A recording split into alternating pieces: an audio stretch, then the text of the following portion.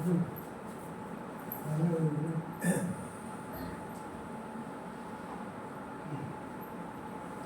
వద్దు అక్కడ పెట్టు సౌండ్ వస్తుంది. ఎక్కడ బంద్ చేసి అదే సౌండ్ వస్తుంది కదా.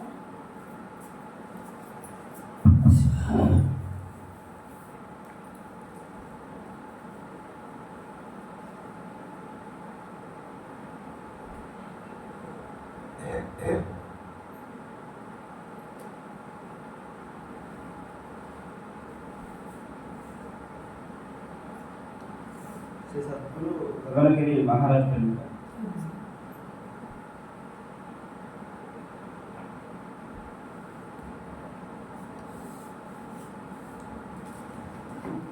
ఓకే, హాయ్ మాస్టర్స్, అందరికీ నమస్కారం. ముందుగా బ్రహ్మశ్రీ సుభాష్ పత్రిజీ గారికి, స్వర్ణమాల మేడం గారికి హృదయపూర్వక ధన్యవాదాలు. అలాగే ఈ సెషన్కి అటెండ్ అయినటువంటి ఆత్మబంధువులందరికీ ఆత్మీయ వందనం. ఓకే, మనం వచ్చేసి pyramid spiritual societies movement Brahmashri Subhash Patriji గారి దివ్య మార్గదర్శకత్వంలో శ్రీ వేదవ్యాస ఫౌండేషన్ ఆధ్వర్యంలో 108 ధ్యాన గీత జ్ఞాన యజ్ఞాలను మనము నిర్వహించడం జరిగింది. దానిలోని భాగంగా ఈరోజు మనకు 11వ ధ్యాన గీత జ్ఞాన యజ్ఞం వచ్చేసి మనము శ్రీ సద్గురు గగనగిరి పిరమిడ్ ధ్యానాశ్రమంలో నిర్వహించుకుంటున్నాము. ఈ కార్యక్రమాన్ని ఏర్పాటు చేసినటువంటి మీ అందరికీ, ఈ సద్గురు పిరమిడ్ కమిటీ సభ్యులందరికీ ఈ శిరస్సు వచ్చి నమస్కరించుకుంటున్నాను. ఓకే,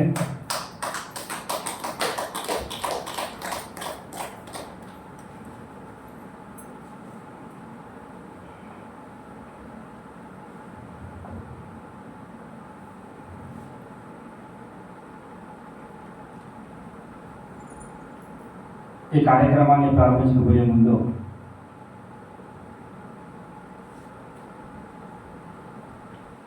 ఈ ప్రపంచ మానవాళి కోసం అర్జునుడికి భగవద్గీతను ఉపదేశించినటువంటి శ్రీకృష్ణ పరమాత్మల వారికి, భగవద్గీత నిర్మాణకర్త అయినటువంటి శ్రీ వేదవ్యాస మహర్షుల వారికి, భగవద్గీతను లిఖించినటువంటి శ్రీ విఘ్నేశ్వర స్వాముల వారికి, అదేవిధంగా రమణ మహర్షుల వారికి, స్వామి వివేకానంద గారికి, పిఎస్ఎస్ఎం ఆదిదేవుడైనటువంటి శ్రీ శ్రీ శ్రీ సదానంద యోగి మహారాజు గారికి, పిఎస్ఎం వ్యవస్థాపకులైనటువంటి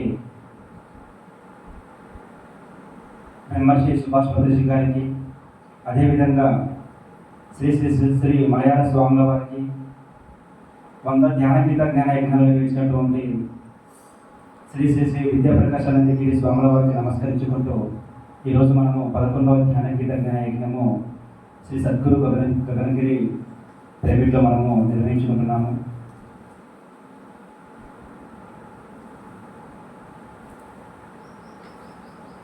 క్లైభ్యం శ్రీమద్భగవద్గీత సాంఖ్యయోగం 2వ అధ్యాయంలోని 3వ శ్లోకం అథ ద్వితీయోధ్యాయః శ్రీ భగవాన్ వాచ క్లైభ్యం ఆస్మకమః పాదనైతత్వయుపపద్యతే క్షుద్రం హృదయ దౌర్బల్యం త్యక్తోతిష్ట పరం తప. ఓకే, క్లైభ్యం ఆస్మకమః పాదనైతత్వయుపపద్యతే క్షుద్రం హృదయ దౌర్బల్యం త్యక్తోతిష్ట పరం తప.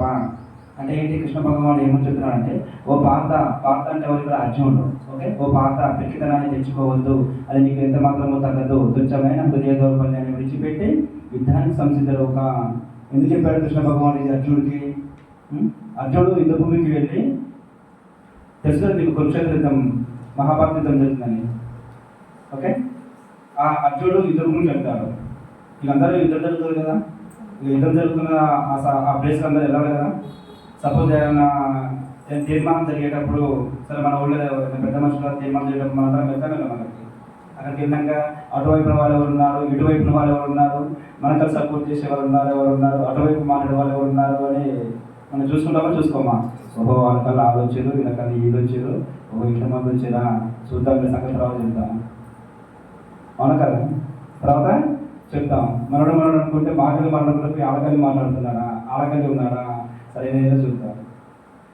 ఓకే, అట్లా అర్జునుడు యుద్ధభూమికి వెళ్ళారు. యుద్ధభూమికి వెళ్ళి కృష్ణ నా రథాన్ని ఇరుసేన మధ్యలోకి పోనివ్వు అంటే ఎవరైనా మధ్యలోకి పోనివ్వు అని చెప్తే కృష్ణుడు మధ్యలో పోలిస్తాడు. మధ్యలో పోలిస్తే పోయినప్పుడు అప్పుడు అర్జునుడు లేచి నిలబడి అందరినీ చూస్తాడు. ఇక మొత్తం ఎవరెవరు ఉన్నారో, ఎవరు యుద్ధ భూమికి వచ్చారో, ఎవరు పాల్గొన్నారో అని అందరిని చూసినప్పుడు ఇక్కడ ఎటు చూసినా తన మిత్రులు, తన సహోదరులు, తన గురువులు, తన చిన్నాన్నలు, పెద్దనాన్నలు, ఇక రిలేషన్ ఎటు చూసినా బంధుత్వమే కనిపిస్తుంది. దగ్గర బంధువులు, దూరం ఎటు చూసినా బంధువులే ఉన్నారు. ఎక్కడ చూసినా బయట ఎవరు లేరు. ఇద్దరు గురువులు ఉన్నారు, అందరూ ఉన్నారు, అన్నదమ్ముల పిల్లలు ఉన్నారు, చిన్నయ్య పెద్దయ్యలు ఉన్నారు. అందరు చూసినా తన కుటుంబమే కనిపిస్తుంది. అప్పుడు అనిపించింది వీళ్ళందరినీ చంపి వీళ్ళందరినీ యుద్ధం చేసి ఈ రక్తపాతాన్ని చూసి నేను ఏం సాధిస్తాను, నేనేం తింటాను, నేనేం రాజసుఖాన్ని అనుభవిస్తాను, కృష్ణ నేను అర్జును నేను యుద్ధం చేయను అని అప్పుడు అదరపడిపోయి పిరికిదాన్ని తెచ్చుకొని హృదయ దౌర్బల్యం అంటే హృదయం అనేది బలహీనపడిపోయి అదల్లో కుప్పకూలిపోయి యుద్ధం చేయను అనే కాడికి వస్తారనమాట. అప్పుడు చెప్తాడనమాట కృష్ణుడు, ఓ అర్జున నువ్వు పిరికితనాన్ని తెచ్చుకోవద్దు. పిరికితనం తెచ్చుకుంటే అది నీ పిరికితనం అనేది నీకు తగదు. పిరికితనం నీకు తగ్గుతుందా? తగదు. నువ్వు ఒక వీరుడివి, ఒక శూరుడివి, నువ్వు ఒక ధీరుడివి, నువ్వు ధర్మ సంస్థాపన కోసం యుద్ధం చేయాలి. అందుకనే ఓ అర్జున నువ్వు పిరికితనం తెచ్చుకోవద్దు, అది నీకు అది ఎంత మాత్రమూ నీకు తగదు. తుచ్చమైన హృదయ దౌర్బల్యాన్ని విడిచిపెట్టి అంటే హృదయం అనేది బలహీనపడిపోయింది, దాన్ని విడిచిపెట్టేసి విడిచిపెట్టేసి నువ్వు యుద్ధానికి సంసిద్ధులుగా అంటే వెళ్ళి యుద్ధం చేయవు అని చెప్తున్నాడు కృష్ణ అర్జునుడికి. ఓకే, మన జీవితంలో మనం దీన్ని ఎలా ఇంప్లిమెంట్ చేసుకోవాలంటే మన జీవితంలో కూడా మనకు అక్కడ అర్జునుడికి ఏదో చిన్న విషాదం వచ్చింది. ఇది చిన్న విషాదం, దుఃఖం కలిగింది. సరే ఆయనకి ఏదో నష్టమో కష్టమో బాధ ఏదో అనిపించిన వాళ్ళందరూ చూసేసరికి మనకు కూడా మన జీవితంలో ఎన్నో నష్టాలు ఉంటాయి, ఎన్నో కష్టాలు ఉంటాయి, ఎన్నో సమస్యలు ఉంటాయి. పొగిడేవాళ్ళు పొగుడుతూ ఉంటారు, తిట్టేవాళ్ళు తిడుతూ ఉంటారు, అనేవాళ్ళు అంటూనే ఉంటారు. మన ఇంట్లో మన కుటుంబంలో ఉన్నవాళ్ళు కూడా మన అన్న కావచ్చు, చెల్లె కావచ్చు, అక్క కావచ్చు, తమ్ముడు కావచ్చు, భార్య కావచ్చు, భర్త కావచ్చు, అమ్మ కావచ్చు, ఎవరైనా కావచ్చు, ఇంటి పక్కన కావచ్చు, ఇంటి పొరుగులు కావచ్చు, ఊరోళ్ళు కావచ్చు, ఊరు బయటలు కావచ్చు, ఎవరైనా కావచ్చు. మన మీద కూడా ఇలాంటి రాళ్ళు విసురుతూనే ఉంటారు. ఏదో ఒక విధంగా మనకు బాధ అనిపిస్తుంది. ఓకే, ఏదో ఒక విధంగా మనకు సమస్య వస్తుంది, ఏదో ఒక విధంగా మనకు కష్టం వస్తూనే ఉంటుంది. కాబట్టి ఎక్కడ కూడా మనము అదే పడకూడదు, పెరిగితనం తెచ్చుకోకూడదు, హృదయం అనేది బలహీనపడకూడదు. ఓకే, ఎప్పుడైతే అదే పడిపోయి పెరిగితనం తెచ్చుకుంటావో అప్పుడు నీ బుద్ధి పనిచేయడం మానేస్తుంది. అప్పుడు విచక్షణ జ్ఞానాన్ని కోల్పోతావో, అప్పుడు ఏం చేస్తావో తెలియదు. అవునా? సపోజ్ ఎవరైనా అన్నారనుకో, అని ఇలా అంటారా అలా అంటారా అని ఏం చేస్తాము, మనం ఏం చేస్తున్నామో కూడా మనకే తెలియదు. ఆ కోపంలో తీసేసి అప్డేట్ అటెస్ట్ చేస్తాము, వంట చేయము, అది అటేస్తాము, ఇది చేస్తాము, చిందరవందరగా చేస్తాము. ఇంకా అంటే కాన్షియస్గా ఉండము. మనము ఏం చేస్తున్నామో మనకే అర్థం కాదు. విపరీతంగా తిడుతూ ఉంటాము, విపరీతంగా మగ కొడుతూ ఉంటారు, చేస్తూ ఉంటారు. అప్పుడు అంతే పని చేస్తే ఏమవుతుంది? ఏమంటారు కదా, చెడు పడ్డ నీళ్ళు రావు, మాట అంటే అది ఎందుకు తిరిగి తీసుకోలేము అనేది ఉంటుంది కదా. ఆ విధంగా చెడు కారణం కారణం పట్టుకుంటే ఏమొస్తుంది? తిరిగి ఒక దెబ్బేసి తలగా పోయినాక అయ్యో నా భార్యను గుర్తునే అంటే ఏమొస్తుంది? అవునా? అయ్యో మాట అన్నాక అయ్యో మా ఆయన ఇంత మాట అంటేనంటే ఏమొస్తుంది? అయ్యో నేను ఆ పిల్లల్ని నేను చేయాలి, నా పిల్లలు ఏమవుతుందా కొట్టినే అంటే ఏమొస్తుంది? తర్వాత బాధపడితే ఏమొస్తుంది? దాన్ని ముందు చూసుకోవాలి. అంటే ఎప్పుడైతే మనకి ఇవన్నీ వస్తాయో అప్పుడు అదేపడి పిరికితనం ఇవన్నీ వస్తాయి మన లోపలికి. అప్పుడు మన బుద్ధి పనిచేయడం మానేస్తుంది. బుద్ధి పనిచేయడం మానేసినప్పుడు విచక్షణ కానీ కోల్పోతాము. ఏం చేస్తావు నీకే తెలియదు, ఏం చేస్తావు నీకు అర్థం కాదు. అవునా? అందుకని ఇదంతా మనకు ఆత్మస్థైర్యం కావాలి, మన బుద్ధి స్థిరత్వంగా ఉండాలి, విచక్షణ కానీ మనం కోల్పోవద్దు, పాజిటివ్గా ఉండాలి, మంచిగా ఉండాలి, మంచి బుద్ధి రావాలి, మంచి గుణము రావాలి అంటే మనం నిరంతరము ధ్యాన సాధన చేయాలి. అర్థమైందా? నిరంతరము ధ్యాన సాధన చేస్తేనే మనకు స్థిరత్వం అనేది వస్తుంది, నిశ్చలమైన బుద్ధి వస్తుంది. అప్పుడు అనిచలమైన బుద్ధి ఒకటే ఏకకారణంగా ఉంటుంది. నిశ్చయ వివేకం అంటే నిశ్చయ వివేకం లేని వారి జ్ఞానం అనంత విధాలుగా అంత ముఖంగా పరిగెడుతూ ఉంటుంది. ఏం చేస్తామో తెలియదు, అటుపోతుంది ఇటుపోతుంది అటుపోతుంది ఇటుపోతుంది, మనసు అనేది పది విధాలుగా పరిగెడుతూ ఉంటుంది. ఓకే, కాబట్టి దీనికి ఒక్కటే మార్గము. ఏంటిది? ఏ మార్గము? ధ్యానం ఒకటే శాంతి మార్గము. Okay, right.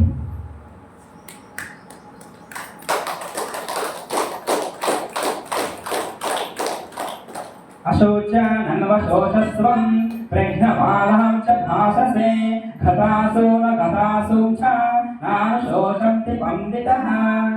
ఓకే, అశోచనన్వశోచస్వం ప్రజ్ఞమాలాం చ భాససే గతాసో న గతాసో చ నానుశోచంతి పండితః. అవును, భగవద్గీత తెలుసా? నేను చెప్తున్నాను మీకు తెలుసా? భగవద్గీత విన్నాడు ఎప్పుడన్నా? కొద్దిగా తెలుసు. ఓకే, కొద్ది తెలుసు. అప్పుడప్పుడు అంటే ఇట్లా పద్యాలు రావు కానీ చెప్పే భావం మాత్రం కొద్దిగా అర్థమవుతుంది. ఓకే, అర్థమవుతుంది. ఓకే, ఎప్పుడన్నా విన్నారా? విన్నాం, ఫోన్లో పెట్టుకుంటాం. ఓకే, అసలు భగవద్గీత చదవచ్చా? చదవచ్చా అంటే బాగా మీ అంతలా కాకపోయినా మామూలుగా అసలు చదవచ్చా? చదవచ్చా? చదువుతారు, ఎక్కువ ఇంట్రెస్ట్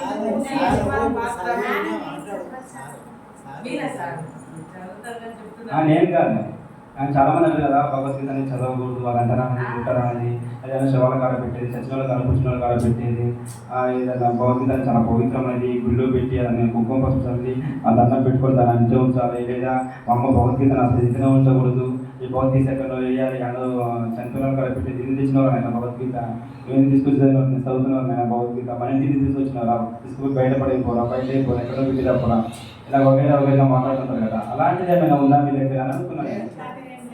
మరి లేదు కదా, మరి లేనప్పుడు మరి మీరు ఎందుకు చదువుతలేదు?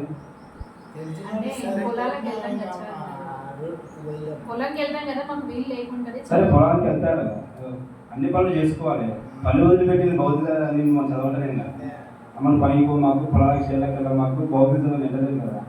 ఎప్పుడో మీకు పని ఉన్నప్పుడు ఏదో ఉదయము లేదా నైట్ సాయంత్రము ఎప్పుడో చదివే రోజు ఒక శ్లోకము 2 శ్లోకాలు చదివితే ఆ విధంగా నేను అనేది. అంటే నాకు 2-3 వచ్చులంటే సార్ మెయిన్ అర్థం కాదు, పలకడం రాదు, అర్థం కాదు. ఎందుకంటే సంస్కృతం ఉంటుంది కదా సార్, సంస్కృతం ఉంటుంది కదా, అది సంస్కృతం ఉండదా? సరే, ఎందుకంటే మా ఇంట్లో ఉంది కాబట్టి చదువుతాం కానీ రిటర్న్ చెప్పాలన్నా కానీ తర్వాత చూడకుండా చదవాలన్నా కానీ రాదు. సరే, ఇప్పుడు నేను శ్లోకం మిమ్మల్ని చదివిస్తాను. చదువు. అశోచ్య నన్వా శోచస్వం అశోచ్య నన్వ శోచస్వం ఏం చదవండి? అశోచ్య నన్వా శోచస్వం. అర్థమైందా? అశోచ్య నన్వ శోచస్వం వచ్చిందా? ఓకే. ప్రజ్ఞ వాదాంచ ప్రజ్ఞావాదాంచ భాషసే అశోచనన్వ శోచస్వం ప్రజ్ఞావాదాంచ భాషసే. వచ్చింది మరి, మేము ఇంతే ఎగసిప్పుడు ఇంకేముంది, ఇంతే ఏం లేదు. మీరు మీరు అనుకుంటారు వామి సంస్కృతము, వామ ఇది దీర్ఘాలు ఉంటాయి, వామ ఒత్తులు ఉంటాయి, ఇది పత్తులాగా ఏదో దీర్ఘం చదవాలి, ఇదంతా ఏమీ లేదమ్మా. మీకు ఎలాగైతే మీకు వచ్చిన ప్రకారం అశోచ్యానంలో శోచిస్తాం. మనం పంతుల దీర్ఘాలు తీసి రాగాలు తీసి పాడడానికి మనకి పంతులం కాదు, మనకేమో గోల్డ్ మెడల్ ఇవ్వాలి. ఇక్కడ ఏంటంటే ఈ శ్లోకం చదివి ఈ తాత్పర్యం దీని యొక్క అర్థం ఇవ్వాలని తెలుసుకొని మన నిత్య జీవితంలో మనం ఇంప్లిమెంట్ చేసుకోవడం కోసమే ఇది. అంతే. మీరు బాపనులు చదవాలి, వాళ్ళు చదవాలి, వీళ్ళు చదివేది మన చదివేది కాదు అనే ఆలోచన అనేది ఉండనే ఉండకూడదు. అర్థమైందా? ఇప్పుడు మీరు మనం చేనుకి వెళ్తాము, చేనుకి వెళ్ళగానే మనం ఒకసారి పని మనకు వస్తుందా? నేను కూడా నేను కూడా వరి కోత పోసాను. వరి ఒక రోజు పోతే నడుమని నొప్పులే అలవాటు లేక వంగి కోత కోసి కోసి కోసి కోసి నడుల నొప్పులు అట్లా కొద్దిసే పట్టుకోయే మళ్ళీ లేవా, పట్టుకోయే మళ్ళీ లేవా. ఫస్ట్ కొత్తలో అట్లా అయింది, తర్వాత మళ్ళీ ఒక 10-15 రోజులు పోతే అలవాటు అయింది. అవునా? తర్వాత అలవాటు అయిపోయింది. పలుగు తిరిగేస్తుంటే పలుగు తిరిగే రాకపోయింది. ఒడ్డన్ని పనులు పోయినారు తిట్టేవారు, అది పలుగు తిరిగి ఏంటంటే ఒడ్డన్ని అలా ఊరుతున్నారు, మళ్ళీ తిరిగేసేవారు. పడుతుంది తెలుసు కదా, పలుగు తిరిగేస్తారు మరి తాకితో తొక్కి. పంట విషయాలు వచ్చినాయి కానీ అప్పుడు చిన్నప్పుడు మేము కూడా చేసినాం పనులని. మన వైశాఖ పనులే కదా, మేము మామూలుగా ఉదాహరణ పల్లెటూరు మనకు ఒకసారి వస్తుందా? నేర్చుకుంటే మెల్లిమెల్లిగా అవే వస్తాయి. వస్తుంది. ఇది కూడా అంతే మరి. అది ఏది పెద్ద బ్రహ్మ విద్య ఏం కాదు, ఇది మనకు వస్తుంది. ఈ భూమండలం మీద ఉన్న ప్రతిదీ మనకు వస్తుంది. కాకపోతే మనం దాన్ని భయపడి అది నాకు రాదేమో, నేను చేయలేనేమో అనే అపోహతో మనము వెనకడుగు వేస్తాము. ఒకళ్ళు ముందడుగు వేసి చూడు, ఏది చూస్తే కదా ఇంకొకళ్ళు ముందుకు వెళ్ళిపోతాము. దాన్ని ఆగిపోతే ఇప్పుడు సపోజ్ మనం ఇక్కడ ఉన్నామమ్మా, ఈ రాళ్ళు ఉన్నాయి, ఈ కంపలు ఉన్నాయి, ఇవన్నీ ఉన్నాయి, ఎట్లా పోతా అనుకుంటే నువ్వు ఒక్కనే అయిపోతావు. ఏం చేస్తావు? ఆ కంపెనీ తీసుకుంటూ ఈ కంపెనీ తీసుకుంటూ అది అనుకుంటూ జాగ్రత్తగా పోవా. మరి ఇది కూడా అంతే, ఏదైనా అంతే. ఆగిపోతే ఆగిపోయినట్టు ఉంటుంది, ముందుకు పోతేనే కదా తెలిసేది మీకు వస్తుందా రాదని. ఇప్పుడు నేను మిమ్మల్ని చదివించాను, వచ్చిందా రాదా? అట్లే మీరు చదువుకున్నాను అనుకో వచ్చేస్తుంది. లేదా మీ పిల్లలు ఉన్నారు వస్తుంది, చదువుకుంటా మీరు తెలుగు అయితే మామూలుగా వస్తుంది కదా, కొంతమంది వరకు అయిపోయాయి. ఓకే రైట్, ఇదే అనమాట. అశోచానర్వశోచస్వం ప్రజ్ఞవాదాంశ భాషసే కథాసోన నాశోచంతి పండిత. అంటే ఏంటంటే దేనికోసం దుఃఖించకూడదు దానికోసం దుఃఖిస్తూ పైపెచ్చు పెద్ద అరితగా మాట్లాడతామేమిటి? పండితులైన వాళ్ళు ఎవరు కూడా సజీవుల గురించి కానీ వివిధ జీవుల గురించి కానీ ఎంత మాత్రమో దుఃఖించరు సుమా. అర్థమైందా? అర్జునుడు అయ్యో నేను వీళ్ళందరూ చంపి నేను సాధిస్తాను ఎందుకు? సపోజ్ మనం కూడా ఏదైనా పంచాయతీ ఉన్నప్పుడు లొల్లిపోయినప్పుడు అయ్యి మీరు చూసినా మా అక్క పిల్లలే ఉన్నారు, మా మామ పిల్లలే ఉన్నారు, మా అన్న పిల్లలే ఉన్నారు, వాళ్ళ మీద కేసు పెట్టలేదు. సరే గొప్పతాపంలో ఇది ఉన్నా కానీ తర్వాత ఆలోచిస్తామా వాళ్ళని కొట్టేది ఎందుకు, చేసేది ఎందుకు, ఎవరు పాపం వాళ్ళకి ఉంటుంది, ఎవరు కృష్ణ వాళ్ళకి ఉంటుంది, వదిలేకూడదు వదిలే బిడ్డ నేను మంచిగా మనలే కదరా, ఎందుకు గొడవలు కొట్లాటలు మంది చేసినట్టు చేస్తారు ఎందుకురా, మనమే కదరా పొద్దున్నే ఒకరిమొక్క చూసుకునేది అయిన పైన ఎందుకు ఈ తగాదా ఈ పంచాయతీ అని అనుకోమా. అట్లా అర్జునుడు కూడా వీళ్ళందరినీ చేసి వీళ్ళందరినీ చంపి నేను సాధిస్తాను, ఏం రాజ్య సుఖం అనుభవిస్తాను, ఎంత చూసినా నా వాళ్ళే ఉన్నారు, నేను యుద్ధం చేయను అని ఏం చేయాలి అక్కడ వాపోతారు అనమాట. వాపోతే కొంచెం దుఃఖిస్తూ బాధపడుతుంటాడు అనమాట. అప్పుడు కృష్ణుడు అంటాడు, అర్జున నువ్వు దేనికోసం దుఃఖించకూడదు దానికోసం దుఃఖిస్తావు, పైపెచ్చు పెద్ద అరిందల మాట్లాడటం ఏమిటి? పండితులైన వాళ్ళు ఎవరు కూడా సజీవుల గురించి కానీ విగత జీవుల గురించి కానీ ఎంత మాత్రమో దుఃఖించరు సుమా. అంటే ఏంటి? ఒక పక్కనేమో ఈ రక్తపాతం ఎందుకు చేయాలి, నేను భిక్షాటన చేసైనా అడుక్కొని తినైనా బ్రతుకుతాను అని ఒక పక్కన గొప్ప గొప్ప మాటలు మాట్లాడుతున్నాడు అర్జునుడు. ఇంకో పక్కనేమో శుద్ధ పామరుడిలాగా ఏడుస్తున్నాడు. అంటే దేనికైనా ఏడ్చేవాడు పామరుడు, దేనికైనా ఏడవని వాడు ఆత్మజ్ఞాన పండితుడు. అంటే పూర్తిగా ఆత్మజ్ఞానాన్ని అవగతం చేసుకున్న వాడినేమో ఆత్మజ్ఞాన పండితుడు అంటారు. ఆత్మశాస్త్రం గురించి ఎంత మాత్రం తెలియని వ్యక్తినేమో పామరుడు అంటారు. ఓకే, ఇది అనమాట. ఇప్పుడు మన నిత్య జీవితంలో దీన్ని ఎలా ఇంప్లిమెంట్ చేసుకోవాలంటే దేనికోసం మనకు కూడా ఎన్నో కష్టాలు ఉంటాయి, ఎన్నో నష్టాలు ఉంటాయి, ఎన్నో బాధలు ఉంటాయి, ఎన్నో ఉంటాయి, దుఃఖిస్తూ బాధపడుతూ ఉంటాను. ఇక్కడ ఏంటి కృష్ణుడు ఏం చెప్తున్నాడు అంటే సజీవుల గురించి కానీ వివిధ జీవుల గురించి కానీ అంటే ఒక ఆత్మజ్ఞాన పండితుడు అంటే ఒక జ్ఞానవంతుడు మంచి తీసుకోడు చెడు తీసుకోడు. అంటే సజీవుల గురించి సజీవులు వివిధ జీవులు అంటే చనిపోయిన వారి గురించి కానీ చనిపోయబడే వారి గురించి కానీ అంటే ఉన్నవారి గురించి కానీ లేని వారి గురించి కానీ ఆత్మజ్ఞాన పండితులతో మాత్రమే దుఃఖించడు, బాధపడు, శోకించడు. అర్థమైందా? అయ్యో వీళ్ళు తర్వాత చనిపోతారు కదా, తర్వాత ఉండరు కదా అని ఏడవడు. ఓ అయ్యో ఆల్రెడీ వీళ్ళు చనిపోయారు కదా, పోయారు కదా, లేరు కదా అని ఏడవడు.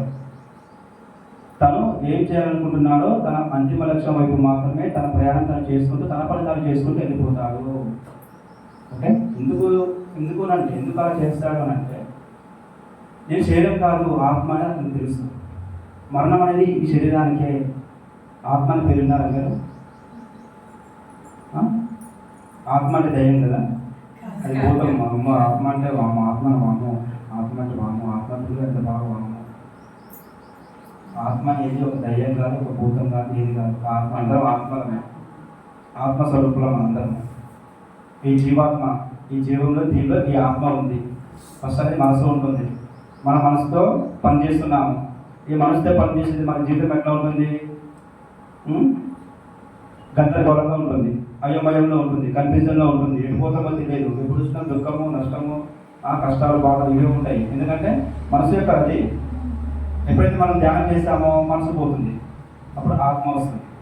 అప్పుడు ఆత్మ చెప్పేదంతా, ఆత్మ నుంచి వచ్చేదంతా సరైన వాక్కు, సరైన పని, సరైన ఆలోచన, సరైన జీవితం. అప్పుడు సరిగా అది చెప్పి ఆత్మ నుంచి వచ్చే భక్తి సరైనది అన్నమాట ఇక. ఓకే, నెక్స్ట్ ఇంకా మనం ఇంకా బాగా ధ్యానం చేసామనుకో ఆత్మ కూడా పోయి పరమాత్మ వస్తుంది. అంటే అల్టిమేటింగ్ అది. ఓకే, పరమాత్మ అంటే ఏంటి? పరమస్థితికి చెందిన ఆత్మ కాబట్టి పరమాత్మ అంటాము. ఓకే, అందుకని శివ పరమాత్మ, కృష్ణ పరమాత్మ ఇలాగ అంటాము. మనం కూడా ఈ జీవాత్మ నుండి ఆ స్థితికి చేరుకోవాలి. వాళ్ళు కూడా అలాగనే, వాళ్ళు కూడా బాగా తపస్సు చేసి కొన్ని వేల సంవత్సరాల తపస్సు బాగా చేసి ఆ స్థితికి చేరుకున్నారు. ఓకే, అందుకని ఒక ఆత్మజ్ఞాన పండితుడు ఉన్నవారి గురించి కానీ లేని వారి గురించి కానీ ఎప్పుడు కూడా ఏడవడు, బాధపడు, చింతించడు, తన పనులు చేసుకుంటూ వెళ్ళిపోతాడు.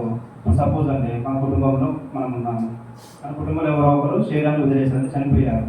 ఇక అయ్యో నైనా ఇక లేడే, ఇక రాడే, ఇక పాయే, ఇక రాడు అని దుఃఖిస్తూ బాధపడుతూ అటు పొలం పని చేసుకోకుండా, ఇటు వ్యవసాయం పని చేసుకోకుండా, అటు షాపుకు పోకుండా, ఇటు మన బిజినెస్ పని చేసుకోకుండా, మన పని మనం చేసుకోకుండా ఆడనే ఉండి బాధపడుతూ దుఃఖిస్తూ దిగులు చెందే వస్తారా? పోయిన వస్తారా? ఏం చేస్తాం? ఇక తప్పదు, వెనక ముందు అంతే, వెనక ముందు వాళ్ళ సమయం, వాళ్ళ టైం వచ్చింది, అయిపోయింది. ఇప్పుడు మనము సపోజ్ మన సినిమాకి పోతాము, టికెట్ అయితే తీసుకుంటాము, అవునా? తీసుకోమా? మన టికెట్ రాగానే వెళ్ళిపోతాం. మనకన్నా ముందు వాళ్ళు, మరి వెనక ఉన్నాము, మనం కొంచెం లేట్గా తీసుకుంటాం టికెట్, అవునా? వాళ్ళు ముందు తీసుకున్నాం టికెట్, అంతే. ఇది కూడా అంతే. జస్ట్ మనకి లాజిక్ ఈ విషయాలు తెలిస్తే మన జీవితము అద్భుతంగా ఉంటుంది. చిన్న నాటికి మన జీవితాన్ని మధ్యలో తుంచేసుకోము. అర్థమైందా? ఇంకా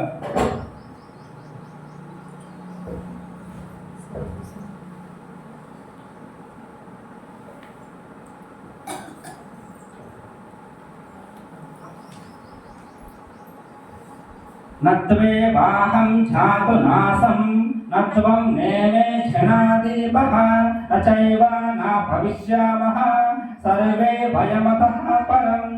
ఓకే, కృష్ణ భగవానుడు ఏమన్నాడంటే, నేను ఇదివరకు ఏ కాలంలో జాగ్రత్తగా వినండి, అంటే మీకు అర్థమైంది. ఎలాగైతే ఈ రోజు వినండి అంటే మీకు పూర్తిగా ఆత్మశాస్త్రం గురించి చెప్తాను, ఆత్మ గురించి అర్థమవుతుంది. ఓకేనా? ఎలా ఉండాలి, ఏం చేయాలి, ఏంటి అనేది, మనం ఏ విధంగా ముందుకు పోవాలి, ప్రతి వచ్చిన సమస్యను ఎలా పరిష్కరించుకోవాలి, ఏంటి అనేది ఈరోజు అర్థమవుతుంది. ఓకే, అంటే నేను చెప్పే మాటలు కాదు, అన్నీ గీతలో ఉన్నాయి. కృష్ణ భగవానుడు చెప్పిన మాటలు నేను చెప్తున్నాను. ఇందులో నాకు గొప్పతనం ఏం లేదు, నేనేం చెప్తలేదు, మిగతామైన మాత్రం అంతే. మీకు తిరిగి నేను వారధిగా ఉన్నాను అంతే. మధ్యలో ఏదైతే కృష్ణ భగవాన్ నుంచి వచ్చినటువంటి జ్ఞాన కణికలు ఉన్నాయో ఆ జ్ఞానాన్ని ఈరోజు మీకు ఇస్తున్నాను నేను. ఓకే, నా స్వయంగా నా సొంత తెలుగుతో నా సొంతంగా నేను చెప్తాను. ఓకే, బుక్లో ఉన్నదే మీకు ఎక్స్ప్లెయిన్ చేసి చెప్తున్నాను, కొంచెం అర్థమయ్యాను. ఓకే, నేను ఇదివరకు ఏ కాలంలోనూ లేనట్టు కాదు, నేను ఇదివరకు ఏ కాలంలోనూ లేనట్టు కదా ఉన్నట్టే కదా, అవునా? నువ్వు కూడా ఇదివరకు ఎన్నడూ లేని వాడివి కావు అంటే ఉన్నట్టే కదా, రైట్. ఓకే, అదేవిధంగా ఈ రాజులందరూ అంటే వాళ్ళు ఇద్దరు రాజులు ఉన్నారు కదా, ఈ రాజులందరూ కూడా ఇంతకు ముందు ఏ కాలంలోనూ లేని వారు కారు అంటే ఉన్నట్టే కదా. ఓకే, మళ్ళీ నువ్వు నేను ఈ రాజులందరూ మళ్ళీ భవిష్యత్తులో ఉండమని అనుకోవద్దు అంటే ఉన్నట్టే కదా, అవునా? అంటే ఏంటి? కృష్ణుడు ఏమంటున్నాడు? నేను ఉన్నాను, అప్పుడు ఉన్నాను, ఇప్పుడు ఉన్నాను, నువ్వు అప్పుడు ఉన్నావు, ఇప్పుడు ఉన్నావు, ఈ రాజులు అప్పుడు ఉన్నారు, ఇప్పుడు ఉన్నారు, మళ్ళీ నువ్వు నేను రాజు మనందరం కలిసి మళ్ళీ భవిష్యత్తులో ఉంటాము, మళ్ళీ ఉంటాము అంటే అప్పుడు ఉన్నాము, ఇప్పుడు అంటే ఏంటి? గతంలో ఉన్నాము, ప్రెజెంట్లో ఉన్నాము, భవిష్యత్తులో కూడా ఉంటాము. ఓకే, అయితే శరీరం ఏర్పడక ముందు ఆత్మ ఉంది. ఈ శరీరం అనేది ఏర్పడక ముందే ఆత్మ ఉందమ్మా. ఓకే, ఈ శరీరం నశించిన తర్వాత అంటే శరీరం నశించిన అంటే మనం చనిపోయి ఉంటాం కదా, అదే అన్నమాట. ఈ శరీరం నశించిన తర్వాత కూడా ఆత్మ ఉంటుంది. ఈ శరీరానికి మూలం ఏంటిది? ఈ శరీరానికి మూలం ఆత్మ. అంతేగాని ఆత్మకు మూలం శరీరం కానే కాదు. ఆత్మ యొక్క తాత్కాలిక భౌతికపరమైన ఛాయ మాత్రమే ఈ శరీరం. ఓకే, ఆత్మ అనేది అవినాశి, దేహం సవినాశి. ఆత్మ నిత్యమైనది, శాశ్వతమైనది, సనాతనమైనది. అది ఎప్పుడూ ఉంటుంది, గతంలో ఉంది, ప్రెసెంట్లో ఉంది, భవిష్యత్తులో కూడా ఉంటుంది. కనుక నీవు నేను ఈ రాజులందరూ శాశ్వతమైన ఆత్మస్వరూపాలు ఉన్నాయన. అలాగే భవిష్యత్తులో ఉనికి అస్తిత్వం ఉండని వాళ్ళం కాదు. ఎల్లప్పుడూ మనం ఉనికిని కలిగి ఉంటే శాశ్వతమైన ఆత్మలం మనం అని చెప్తున్నాడు ఇక్కడ. ఎందుకు చెప్తున్నాడు అర్జునుడికి అంటే వీళ్ళందరూ చంపేస్తున్నాను, వీళ్ళందరూ చనిపోతున్నారని అపోహలు లేదు అర్జును. అప్పుడు చెప్తున్నాడు నాయన ఎవరు ఇక్కడ చస్తలేరు, ఎవరిని చంపుతలేవు. వీళ్ళంతా అప్పుడు ఉన్నారు, ఇప్పుడు ఉన్నారు. వీళ్ళు యుద్ధంలో బంధించినా కానీ మళ్ళీ ఉంటారు. ఇక్కడ మరణం అనేది శరీరానికి. కాబట్టి అర్జున నువ్వు వెళ్ళి ధర్మ సంస్థాపన కోసం యుద్ధం చేయు. అర్థమైందా? మనం కూడా ధర్మం ఉంటే ధర్మం కోసం ఎంత దూరమైనా వెళ్ళాలి, సత్యం కోసం మనం ఎంత దూరమైనా వెళ్ళాలి. అందులో మన చిన్న కొడుకు లేడు, పెద్ద కొడుకు లేడు, నా కొడుకు లేడు, నీ కొడుకు లేడు, ఎవ్వరు లేరు. ధర్మం ఒకటే అక్కడ కావాల్సింది మనకు. ఎవరైనా సరే తప్పు చేసింది కదా అని నా కొడుకు తప్పు చేసింది కదా నా కొడుకు అనేది తీసుకొని కడుపున పెట్టుకొని ఇద్దరు పెట్టుకున్నాం అనుకో, ఎవరికి నష్టము? మనకి నష్టము. నా బిడ్డ అయినా నీ బిడ్డ అయినా తప్పే ఒప్పే మందలించాల్సిందే, గట్టిగా నాలుగు తగ్గించాల్సిందే. అయ్యో మా అబ్బాయి ఏం చేయలేమ్మా, మా అబ్బాయి తప్పే చేయడమ్మా, మా అబ్బాయి అసలు ఏదో మధ్య ఏదో వచ్చి అని తీసుకొచ్చుకొని ఇంట్లో దాచుకుంటున్నాం. అది వాళ్ళ మీద ఫైర్ అవుతాం. ఎట్లా సాధ్యమా? ఒకరు వాళ్ళ తప్పు చేస్తుందేమో మళ్ళీ వాళ్ళ మీద మనము ఫైర్ అవుతాము. మరి మరి అది ఇది ఎక్కడిది? ఇది ఎక్కడ న్యాయము చెప్పండి? ఇది ఎక్కడ న్యాయం? మన కాడికి వచ్చేసరికి ఏమో పక్కకి తీస్తాము, మంది కాడికి పోయేసరికి బయటకు ఉంచుతాము. అవునా? అదేంటో నన్ను మన కాడికి వచ్చేసరికి ఏమైతేనేమో పక్కకి తీస్తాము. అయ్యో నా బిడ్డే కదా, మన వాళ్ళు కదా అని. మళ్ళీ అవతల వాళ్ళు ఏం చేస్తాం? బయటకు ఉంచుతాము. ఇక్కడ ఎవరైనా ఒకటే, నీ బిడ్డ అయినా నా బిడ్డ అయినా ఎవరైనా ఒకటే. తప్పే, సత్యం సత్యమే, ధర్మం ధర్మమే, న్యాయం న్యాయమే, అన్యాయము అన్యాయమే. అలాగా ఆ స్ట్రాంగ్ అలాగా ఉండాలి.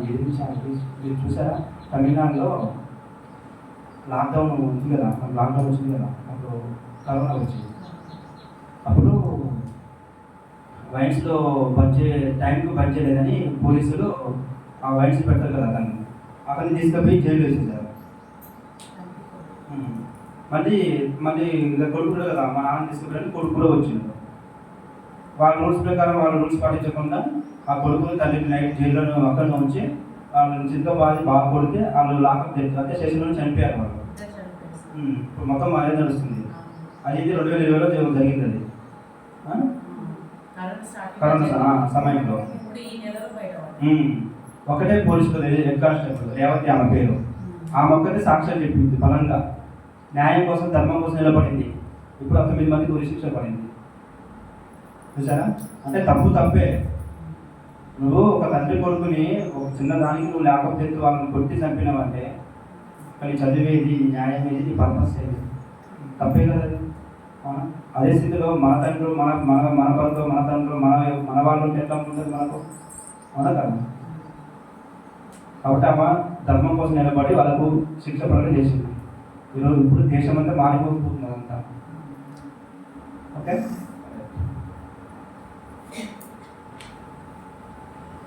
దేహినోస్మిన్ యదా దేహే కౌమారం యవ్వనం చరా తదా దేహాంతర ప్రాప్తిః ధీర శస్త్రా ముహ్యతే. ఓకే, ఈ శ్లోకం చాలా ఇంపార్టెంట్ శ్లోకం తెలుసా ఇది? దేహినోస్మిన్ యదా దేహే కౌమారం యవ్వనం చరా తదా దేహాంతర ప్రాప్తిః ధీర శస్త్రా ముహ్యతే. అంటే ఏంటో తెలుసా ఈ శ్లోకము? దేహం వలన కృష్ణ భగవాన్ ఏమన్నాడంటే, దేహం వలన దేహచారులకు బాల్యము, యవ్వనము, ముసలితనము అన్నవి కలగడం ఎంత సహజమో మరొక దేహాన్ని పొందడం కూడా అంతే సహజము. ధీమంతుడైన వాడు ఆ విషయంలో మోహితుడు కాదు అని చెప్తున్నాడు కృష్ణ భగవాన్. ఓకే, అంటే ఏంటి? దేహం అంటే శరీరము, దేహి అంటే ఆత్మ. ఓకే, దేహం వలన దేహదారులకు అంటే ఏంటి? శరీరం వలన ఈ శరీరధారులకు బాల్యము వస్తుందా? అంటే మనం ఏంటి?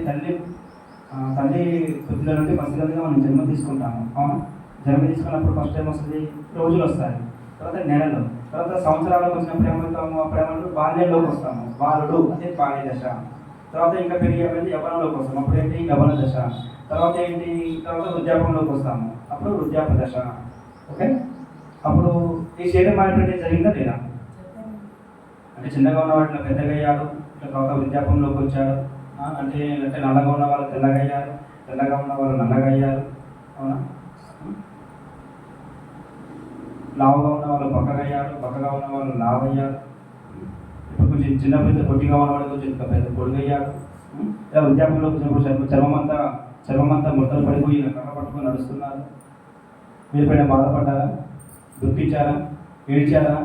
కాకపోతే ఏంటంటే కొంచెం పెద్దగా అయిన వాళ్ళు కొంచెం శరీరం నొప్పులు ఉంటాయి, కాళ్ళ నొప్పులు, అవి ఇది వేరే. ఈ నొప్పి, ఈ బాధ ఇది వేరే. ఇది ఈ శరీర ధర్మం వేరే, శరీర మార్పిడి జరిగేది వేరే. నాకు చిన్నప్పటి నుంచి జరుగుతున్న శరీర మార్పిడి. ఓకే, మనం అంటే ఏంటి, మన చుట్టూ ఉన్న వాళ్ళు పెద్దవాళ్ళు మనం ఏడిస్తే మనం ఏడ్చేవాళ్ళము, మనం బాధపడేవాళ్ళము. కాబట్టి శరీరధర్మం ఎందుకు మరి అలా చేయాలంటే శరీరధర్మం తెలుసు కనుక. మరి ఎందుకు మరి ఒక చనిపోయినప్పుడు, ఒక వ్యక్తి చనిపోయినప్పుడు ఏడుస్తున్నామంటే మనకు ఆత్మధర్మం తెలియదు కనుక. ఆత్మధర్మము తెలియదు కనుక. ఓకే, ఇప్పుడు సపోజ్ చాలామంది ఏం చేస్తున్నారంటే, మనకు చెప్పాను కదా ఎన్నో సమస్యలు ఉంటాయని. చాలామంది తెలియక ఎందుకు నా జీవితం ఎందుకు, నా బతుకు ఎందుకు, ఇంకా ఇంతే అని క్షణిక ఆవేశంలో వాళ్ళు చనిపోతున్నారు. వాళ్ళతో పాటు కొంతమంది పిల్లలు కూడా తీసుకుపోతున్నారు. అవునా? చూడండి, ఇంత ఇప్పుడు శరీరం కాదు ఆత్మస్వరూపుడిని, ఆత్మని అని తెలుసుకున్నాం కదా. తెలుసుకున్నప్పుడు సపోజ్ నువ్వు ఆత్మకి తెలియదు, శరీరస్థితిలోనే ఉన్నావు, ఆ క్షణికావశంలో నువ్వు అవ్యక్తం చేసుకున్నావు. అప్పుడు మనము ఈ శరీరం నుంచి నిష్క్రమిస్తాము. మనకు ఇక్కడ సిల్వర్ కార్డ్ జాయింట్ ఉంటుంది, ఆ జాయింట్ కట్ అయిపోతుంది. దానికి మనకు సంబంధం ఉంది. సినిమాలో చూస్తారు కదా, దాంట్లో కొంచెం దూరుతూ ఉంటుంది, కానీ దూరుతూ ఉంటుంది దూరకు. అయ్యో నేను అప్పుడు సమస్యలు, కష్టాలు సమస్యలు అనేవి ఒక సముద్రంలో అలలు లాంటివి. అవి వస్తుంటాయి, పోతూ ఉంటాయి. ఇక్కడ నీరు శాశ్వతము, ఇక్కడ ఆత్మ శాశ్వతం. అవునా కదా? ఇప్పుడు సముద్రాలలో వస్తుంటాయి, పోతుంటాయి, అక్కడ నీరు ఉంటుంది అలాగే. అవునా కదా? మన జీవితంలో కూడా కష్టాలు, సమస్యలు, బాధలు వస్తుంటాయి, పోతుంటాయి. ఇక్కడ ఆత్మ శాశ్వతము. అవునా? ఈ ఎవరిలో కష్టం లేకుంటుందా, లేకుండా బాధ ఉంటుందా? ఉండదు. చిన్న చిన్నవి, కానీ చిన్న చిన్నకి నువ్వు ఇదైపోయి నువ్వు ఆత్మహత్య చేసుకొని, నువ్వు అగత్యం చేసుకుంటే ఇంకా అది మహాపాపం. అది ఆత్మహత్య అనేది మహాపాపము. ఈ జన్మ అనేది, ఈ జీవితం అనేది సహజంగా రావాలి. మరణం అనేది సహజంగా జరగాలి. ఎక్కడ కూడా మనం బలవంతం చేసుకోకూడదు, ఎక్కడ కూడా బలవంతంగా చేయకూడదు. సహజంగా జరగాలి, ఇది సహజంగా రావాలి మరణం అనేది. నువ్వు చిన్న చిన్నాటికి లోనైపోయి నువ్వు గొయ్యలు తీసుకొని, బాయిలు దూకేసు, ఏ మందవు తాగి, ఏ ప్యాన్ కోవర్ వేసుకొని చేస్తే అప్పుడు ఏమవుతుంది? ఆ క్షణికావసరం చేసినాక అప్పుడు ఆత్మ బయటకు వచ్చినాక అయ్యో ఎంత తప్పు చేశానే, క్షణికావసరంలో ఒక క్షణం నేను ఆలోచన ఎంత తప్పు చేశానే, నా భార్యకి పాయి, నా భర్తకి పాయి, పిల్లలకి పాయి అని లోపల దూరుతూ ఉంటుంది. కానీ లోపల దూరదు పాపం. అప్పుడు ఏం చేస్తుంది? ఇలా ఆ ఇంటి చుట్టే తిరుగుతూ ఉంటుంది, ఇక ఆ ఇంట్లో పోతూ ఉంటుంది, ఇంటి చుట్టే తిరుగుతూ ఉంటుంది, పోదు ఇక అందరికాడికి పోతూ ఉంటుంది. ఇట్లా పిలుస్తుంది, అమ్మ అమ్మ అని పిలుస్తుంది, అయ్యా అయ్యా అని పిలుస్తుంది. ఈ బాధ ఎక్కువ, ఆ బాధ ఎక్కువ. ఆ బాధ ఆత్మ ఘోషిస్తుంది, నరకం అనిపిస్తుంది. ఆత్మ ఘోషిస్తుంది, అయ్యో నేను ఎంత పని చేశానే. ఇప్పుడు క్షణికావసరం మనం ఏదైనా తప్పు చేసిన తర్వాత మనం బాధపడమా? అయ్యో నేను ఒక క్షణం ఆలోచించకుండా నా తలకాయ పడగొట్టాను, హాస్పిటల్కి పోయి అయ్యే కొంచెం ఇలాంటి సంఘటనలో మనం ఎంత బాధపడతాము? ఇది కూడా అంతే, అంతకు మించి ఎక్కువ బాధ ఉంటుంది. కష్టం చేయాలి కాబట్టి రేపు కాబట్టి ఎటువంటి ఏదో ఒక రోజు పోతుంది. మనం వచ్చిందే భూమండలం మీదకి జన్మ తీసుకొని వచ్చిందే తెలుసుకోవడం కోసం, నేర్చుకోవడం కోసం, కష్టాలు, సుఖాలు, బాధలు అన్నింటినీ అనుభవించడం కోసము. ఈ అనుభవంతో కూడుకున్న జ్ఞానాన్ని, ఆత్మను ఎదిగించుకోవడం కోసము, పెంపొందించుకోవడం కోసమే మన భూమండలం మీదకి వచ్చింది. మరి మనకి కష్టాల దాకా, బాధ దాకా ఇంకెవరికి వస్తాయి? అవునా? రామభద్రుడి వాళ్ళకే తప్పలేదు. రాముడు కానీ ఎక్కువ కష్టపడ్డాం మనము. ఆ అడవుల్లోకి వెళ్ళిపోయి ఒక రాజు కష్టం అంటే ఏంటో తెలియదు, చెమట చుక్క అంటే ఏంటో తెలియదు, బాధ అంటే ఏంటో తెలియదు. అలాంటి వ్యక్తి పోయి అడవుల్లో ఉండి ఉన్న వ్యక్తి, బాధలు కష్టాలు పడిన వ్యక్తి సీత. చిన్న చిన్న వాటికి సీతకు అవసరమా తన భర్త మట్టి పోవాలని? పెళ్ళైనాక ఆరక ముందుకే కాటపాలని ఆరక ముందుకే నేను కూడా అడవులకు పోతానని రాముడితో కొట్టాడింది, ఫైట్ చేసింది. లక్ష్మణుడు వాదన చేసింది. వాళ్ళేమో మహా యువరాణి కదా, మహారాజు కుటుంబంలో పుట్టి పెరిగిన ఆమె ఈ అడవుల్లో ఆడ ఉంటుంది, ఆ దుంపతిలో తినుకుంటే ఆడ ఉంటుంది, ఏమొద్దు నువ్వు నా తల్లి కావాలని ఇక్కడనే ఉండు, వాళ్ళందరినీ చూసుకో, మంచి అమ్మవారిని కనుక చూసుకో, నేను అడవులకు పోయి నేను వనవాసం వెళ్ళినాక వస్తానని చెప్తాడు రాముడు. చెప్తే వినదు, అర్థమవుతుందన్నీ ఫైట్ చేస్తుంది. చేసి సరేనని అప్పుడు రాముడు ఒప్పుకుంటాడు. చూసారా, నష్టమైన కష్టమైన సుఖమైన బాధైనా ఒక్కసారి చేపట్టుకున్నామంటే వదలదు. మనం ఈ రోజులలో చెంచినాటికి వదిలేసుకోవడం అండర్స్టాండింగ్ లేకుండా.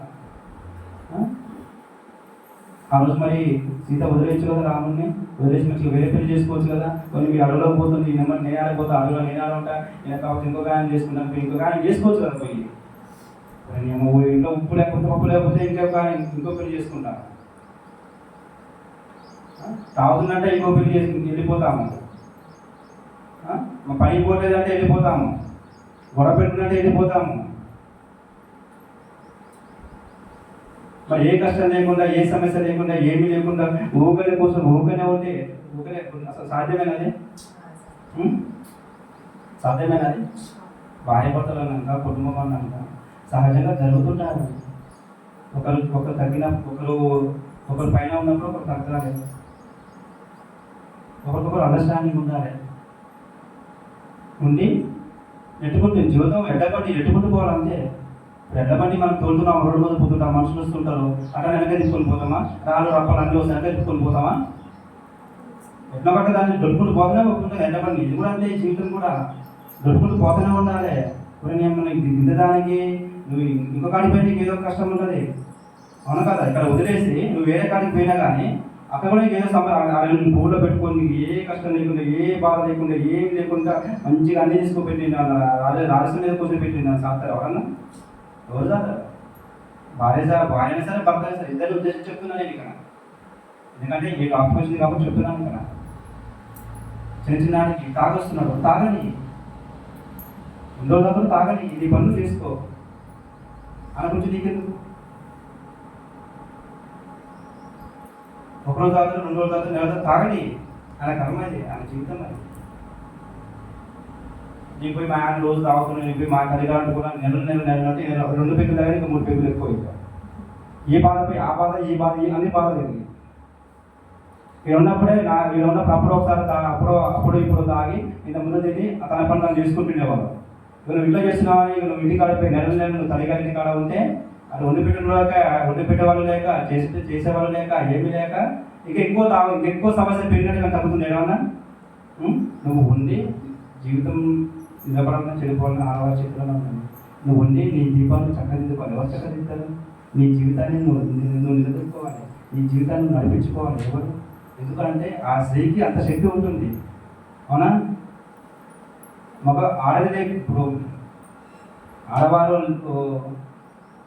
లేకుండా మగవారు ఉండలేరు, మగవారు లేకపోతే ఆడవారు ఉంటారు, అవునా కదా? ఇల్లడి కుటుంబాన్ని, ఇల్లడి పిల్లలు ఎంతమందైనా స్త్రీ సాగుతుంది, వాళ్ళు పెంచుతుంది, పోషిస్తుంది. వాళ్ళకు ఒక పురుషుడు చేయలేడు ఆ పని. కనీసం 1 గంట సేపు స్త్రీ పక్కన లేకపోతే తొయ్యదు పురుషుడికి, తెలుసా? మీరు ఒక 3 ఇంటికి పోతే అసలు తొయ్యదు, అవునా? వస్తుందా? ఇంకెప్పుడు వస్తావు మా మమ్మల్ని రామ్మా, ఇంటికి రామ్మా, ఆ బువ్వ లేదు, ఏం లేదు, 5 రూపాయలు ఏం లేదు, బజారు పిచ్చలే తిరుగుతారు, అవునా కదా? అప్పుడు వస్తే అప్పుడు తనకు తృప్తి, మనసు మా యావ వచ్చిందని బయట చెప్పబోయి లోపల సంతోషంగా ఉంది, చాలా హ్యాపీగా చాలా సంతోషంగా ఉంటాడు. మా యావ వచ్చింది, నా భార్య వచ్చింది ఇంటికేనని, ఇంట్లో నా నీకు వచ్చింది, ఇప్పుడు వచ్చింది నా భార్య అని. అది అంటే స్త్రీకుల గొప్పతనం. అది పురుషుడికి ఏం పురుషుడు ఉంటుంది చెప్తున్నా కదా, ఏం లేదు, అంతా స్త్రీ దగ్గరనే ఉంటుంది. స్త్రీని అంతా సృష్టికి మూల సృష్టిని అనిపిస్తుంది స్త్రీ యొక్క మాతృత్వ ప్రేమ స్త్రీనే. అలాంటి స్త్రీని సరిగ్గా ఉంటేనే ఇల్లు సరిగ్గా ఉంటుంది, కుటుంబం సరిగ్గా ఉంటుంది, ఈ దేశం ఈ ప్రపంచం అంతా సరిగ్గా ఉంది, సృష్టిని సరిగ్గా ఉంటుంది.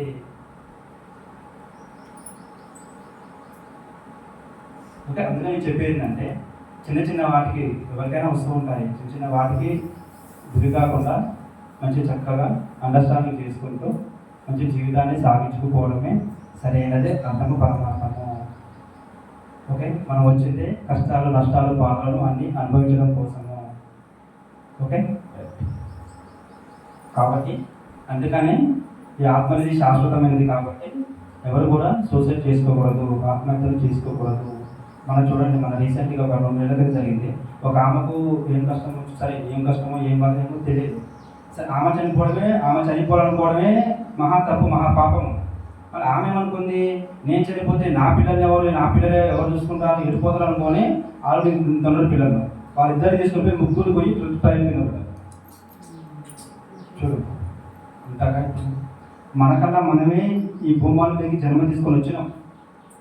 ఎవరు రాలే, ఎవరు బలతంగా ఎవరు తీసుకురాలే మనల్ని ఇక్కడికి. తెలుసా, నీకన్నా నువ్వే వచ్చినావు, తల్లిదండ్రులు నువ్వే ఉంచుకున్నావు, తల్లిదండ్రులను నువ్వే ఎంచుకున్నావు, ఎక్కడ పుట్టాలో నువ్వే ఎంచుకున్నావు. దేంట్లో పేదవాడిగా పుట్టాలా ధనికుడిగా పుట్టాలని నువ్వే ఎంచుకున్నావు. ఎంచుకొనే నీకన్నా నువ్వే ఇక్కడికి వచ్చినావు. నీ కర్మానుసారం నువ్వు వచ్చినావు ఇక్కడికి.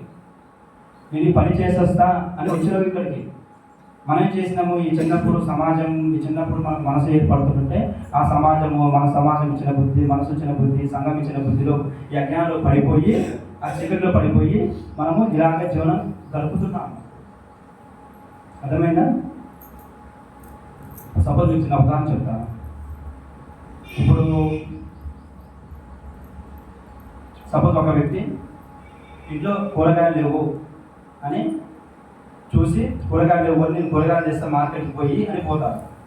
మధ్యలో పోగానే ఏ ఎల్లయ్యో పుల్లయ్యో మల్లయ్యో కలుసలు వాళ్ళతో పాటు అవుతుంది, ముచ్చట పెట్టుకుంటా. ఆ పని పోతుంది. ఏ దారా అమ్మ ఇప్పుడు ఆడిపోతున్నాయా, నేను మాట్లాడిపోతాను, ఏ దారా ఇప్పుడు ఆడేస్తావు కూరగాయలు కానీ ఓషన్ ఆడుతుంది అని పోతుందా? అంతేనా? రావాల్సిందేనా? సరే కాసేపు ముచ్చట పెట్టి ఇక బాగా నీకు పోదామా? సరే ఇక ఆ మంది దాగి ఈ మంది దాగి ఆ ముచ్చట పెట్టి అది కాగా ఫంక్షన్ అయితే పోవడం ఫంక్షన్ కానీ సరే అటు ఇటు అంతా పోయేసరికి ఈ కథ ఇక్కడ అయిపోయేసరికి మార్కెట్ క్లోజ్ అయిపోయింది. ఏం చేసింది మరి, ఏం చేయాలి కదా, మార్కెట్ క్లోజ్ అయిపోయినప్పుడు ఇంటికి రావాలని అవుతా. ఈ సత్సంగం మధ్యలోనే అయిపోయింది. ఓకే, ఈ అజ్ఞానం అనే చీకటిలోనే గడిపేసినాడు. ఓకే, ఇంటికి వచ్చినాడు. అవునా? అర్థమైందా? మన జీవితం కూడా ఎలాగైతే కూరగాయలు కావాలని ఎంచుకొని దశని పోయినాడో మనం కూడా మన జీవితాన్ని ఎంచుకొని నేను భూమండ మీదకి పని చేస్తానని పోయినాం కదా.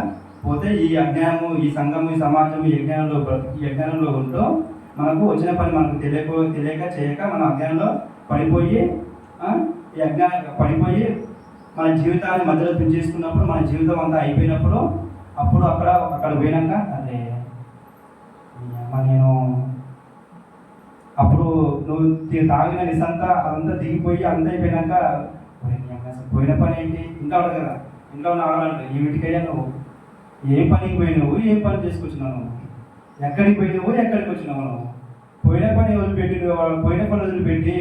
నువ్వు మధ్యలో ఆ పని ఈ పని చేసుకుంటూ అంతా అయిపోయి ఇంటికి వస్తున్నావు అని పెట్టదు కదా. అవునా? అరే నిజంగా అవునే అమ్మా, నేను పొరపాటు చేసిన వాడిలో కలిసి వీడియోలో కలిసిన మన వాళ్ళని చెప్తారు కలిసి అయిపోయిందని. అంటే మనమే ఎంచుకొని వచ్చినాము. తర్వాత ఇందులో పడిపోయి మన జీవితం అనేది కాలం చెల్లించినాక మనకి పోతాం కదా కట్టి పోతుంది. అమ్మ ప్రసంగత నాయన నేను చేయాల్సిన పని చేయకుంటే వచ్చింది, వచ్చిన కాబట్టి ఏం చేయాలి, మళ్ళీ రావాలి. నేను పరిహారం ఇచ్చిందా, మళ్ళీ పరిహారం పోవాలి కదా, మళ్ళీ పోవాలి. మళ్ళీ మధ్య కలిసి అనుకో మళ్ళీ వస్తారు, మళ్ళీ రావడం మళ్ళీ పోవడం మళ్ళీ ఇదే జరుగుతుంది. ఓకే, ఇలాగే మనం కూడా వస్తూ ఉంటాము. ఈ మాయలో పడకుండా, మానవ జన్మ అంటేనే మాయ, ఈ మాయలో పడకుండా చేసేదే ధ్యానము. అర్థమైందా? మానవ జన్మ అంటేనే మాయలో పడకుండా చేసేదే ధ్యానం. ఓకే, ఇది కొంచెం చెప్తాను. పక్కనే కదా ముఖ్యంగా మనం వచ్చిన పని అనేది. అందుకని నీవు జీవితంలో పరుగుల వేగం, నీవు ఈ భూమండలం మీదకి జన్మ తీసుకొని ఏమిటికి వచ్చావో తెలుసుకోకుండా జాతరలండి, నీవు ఈ భూమన్న మీదకి జన్మ తీసుకొని ఏమిటికి వచ్చావో తెలుసుకోకుండా, చేయవలసిన పని చేయకుండా, వెళ్ళవలసిన దారిలో వెళ్ళకుండా దారి తప్పిన నిన్ను సరైన మార్గంలో నడిపించేదే ధ్యానము. అర్థమైనది? ఈ బొమ్మల మీదకి జన్మ తీసుకుని ఏమిటికి వచ్చావో తెలుసుకోకుండా, చేయవలసిన పని చేయకుండా, వెళ్ళవలసిన దారిలో వెళ్ళకుండా, దారి తప్పిన నిన్ను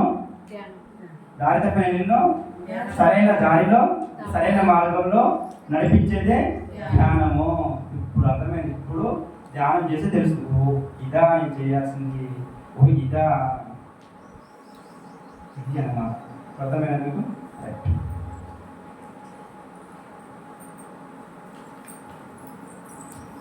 యాయేనం వేతి హంతారం యథైనం మన్యతే హతం ఉభౌధౌ నా విచారీతో నాయం హంతి న హన్యతే. ఓకే, యాయేనం వేతి హంతారం యథైనం మన్యతే హతం ఉభౌధౌ నా విచారీతో నాయం హంతి న హన్యతే. అంటే ఏమన్నాడు కృష్ణ భగవానుడు? ఈ ఆత్మను చంపేదానిగా కానీ చంపబడేదానిగా కానీ భావించేవాడు కేవలం అజ్ఞానులు మాత్రమే. ఎందువలనంటే ఆత్మ చంపదు, చంపబడదు. ఓకే, అర్జునుడు చెప్తున్నాడు కృష్ణ భగవానుడు. అంటే అర్జునుడు వీళ్ళందరూ చంపేస్తున్నారు, ఇంకా చనిపోతున్నారు అని అనుకుంటున్నాడు కదా. అప్పుడు చెప్తున్నాడు, ఈ ఆత్మను, ఓ అర్జున, ఈ ఆత్మను చంపేదానిగా కానీ చంపబడేదానిగా కానీ భావించేవాడు కేవలం అజ్ఞానులు మాత్రమే. ఎందువలనంటే ఆత్మ చంపదు, చంపబడదు. ఓకే, మనం శరీరం కాదు ఆత్మ. శరీరం చంపబడిన ఆత్మ చంపబడదు. ఆత్మ అనేది కేవలం శరీరం నుంచి నిష్క్రమిస్తుంది. ప్రతి పుట్టుకతో ఆత్మ శరీరంలోకి ప్రవేశిస్తుంది, ప్రతి మరణంతో ఆత్మ శరీరం నుంచి నిష్క్రమిస్తుంది. మనం ఎన్నెన్నో జన్మలు తీసుకొని ఉన్నాం, మరి తీసుకున్న జన్మలన్నిటి నుంచి నిష్క్రమించి ఉన్నాం. ఆత్మ అనేది చంపదు, చంపబడదు. ఇది తెలుసుకోవాల్సిన అసలైన ఆత్మజ్ఞానం. ఓకే, దీన్ని తెలుసుకోలేని వాడు అజ్ఞాని. అజ్ఞాని మాత్రమే ఆత్మను చంపేదానిగా చంపబడేదానిగా భావిస్తాడు. అర్థమైందా? నా ఛాయతే మ్రియతే భా కదాచిత్ నాయం భూత్వా భవితా వాన భూయః అజో నిత్యః శాశ్వతోయం పురాణో న హన్యతే హన్యమానే శరీరే. కొంచెం సౌండ్ పెట్టండి లైట్గా. మీకు వినిపిస్తుందా? రైట్. ఓకే ఓకే రైట్, చాలు. Okay right. ఓకే, నా జాయతే మ్రియతే వా కదాచిత్ నాయం భూత్వా భవితా వాన భూయః అజో నిత్యః శాశ్వతోయం పురాణో న హన్యతే హన్యమానే శరీరే. ఓకే, ఏమని చెప్తున్నాడు కృష్ణుడు? ఆత్మ పుట్టేది కానీ చనిపోయేది కానీ కాదు. అర్థమైందా? ఆత్మ పుట్టేది కానీ కాదు, పుట్టేది కానీ చనిపోయేది కానీ కాదు. ఓకే, అలాగని ఒకప్పుడు ఉండేది మరొకప్పుడు ఉండేదని కూడా కాదు. ఎప్పుడు ఒకలాగా ఉండేది, నాశనం లేనిది, సనాతనమైనది. ఓకే, అది చంపదు, చంపబడదు. దేహం నశించిన ఆత్మ నశించదు. దేహం అంటే ఏంటి? శరీరం. శరీరం నశించిన ఆత్మ నశించదు. ఓకే, నేరుగా ఆత్మ అని తెలుసుకున్నప్పుడు మన జీవితం చాలా అర్థవంతంగా, చాలా ముందుకు పోతాము, చాలా బాగుంటుంది. ఓకే, మీ శరీరం కాదు ఆత్మని తెలుసుకున్నప్పుడు మనం ఈ నష్టాలైనా కష్టాలైనా సమస్యలైనా అన్నిటినీ మనము భరిస్తాము. ఎలాంటి అఘాయిత్యాలకు మనము పాల్పడము, స్ట్రాంగ్గా ఉంటాము, నిలదొక్కుంటాము. ఓకే,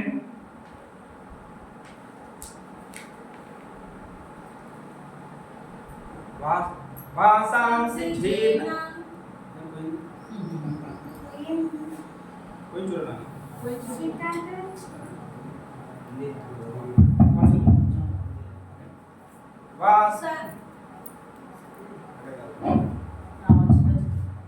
వాసాంసి క్షీర్ణాని యథా విహాయ నవాని గృహణాతి నరోపరాని తదా శరీరాని విహాయ క్షీర్ణ నన్యాని సంయాతి నవాని దేహి.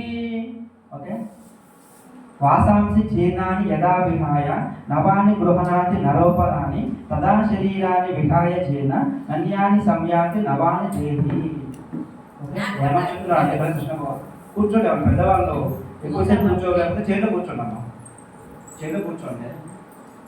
చేస్తుంటే కూర్చొని చేయను కూర్చోబెట్టం నువ్వు కూడా అక్కడ కూర్చోండి ఓకే. అంటే ఇక్కడ ఏమంటాడు కృష్ణ భగవానుడు, చిరిగిపోయిన బట్టలను వదిలి మనం నూతన వస్త్రాలను ధరిస్తున్నట్టే నిరుపయోగమైన ఈ శరీరాన్ని వదిలి ఆత్మ కొత్త దేహంలోకి ప్రవేశిస్తుంది. అర్థమైందా ఇప్పుడు? ఓకే. అంటే ఏంటి? చిరిగిపోయిన బట్టలను వదిలి మనం నూతన వస్త్రాలను ధరిస్తున్నట్టే. ఏమని చెప్తున్నాడు కృష్ణుడు ఇక్కడ? మనం చిరిగిపోయిన బట్టలను వదిలి, సపోజ్ మనం నేను షర్ట్ వేసుకున్నాము, ఓకే, ఇది చిరిగిపోయి బొక్కలు పడిపోయి ఖరాబ్ అయిపోతే ఫ్యాన్ రావాలి, అది వేసుకొని చెల్లి వేసుకోండి, ఇది వేసుకొని చెల్లి అక్కడ ఫ్యాన్ రా పెట్టుకోండి టేబుల్ సౌండ్ టేబుల్ ఫ్యాన్ అంటే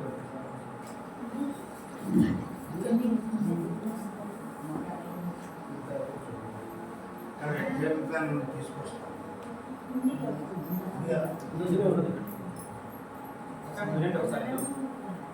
ఓకే.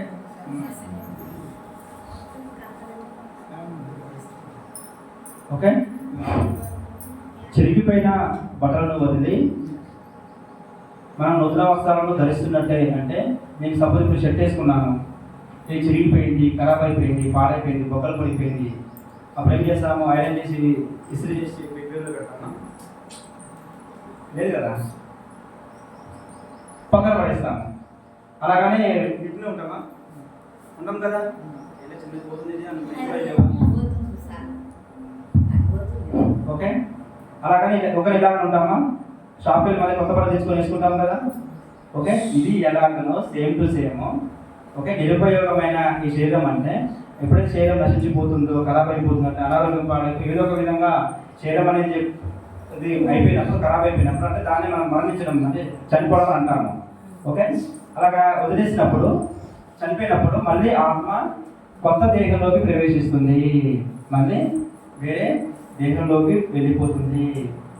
కొత్తదన్నమాట. పాతది పోయింది, మళ్ళీ కొత్తది వచ్చాం. ఓకే. మళ్ళీ అది మళ్ళీ కొన్ని రోజులు మళ్ళీ పాత పడిపోతుంది, మళ్ళీ కొత్తది. మనం కూడా కొత్త ఎట్లా మారుస్తాము?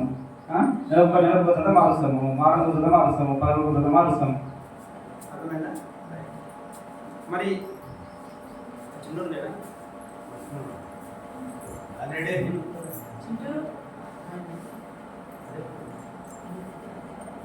సెల్స్ కదా, సెల్స్ బ్యాండ్, సెల్స్ సెల్సుడు నీకు సెల్స్ మాట్లాడి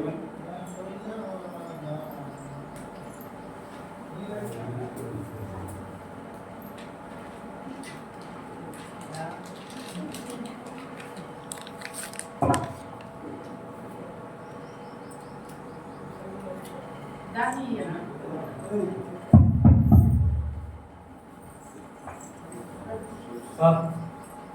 సెల్ మార్చుగా సెల్ కాదు రాదు కానీ అయిపోతుంది. వస్తలేదు బ్యాటరీ బ్యాటరీ ఇది బ్యాటరీ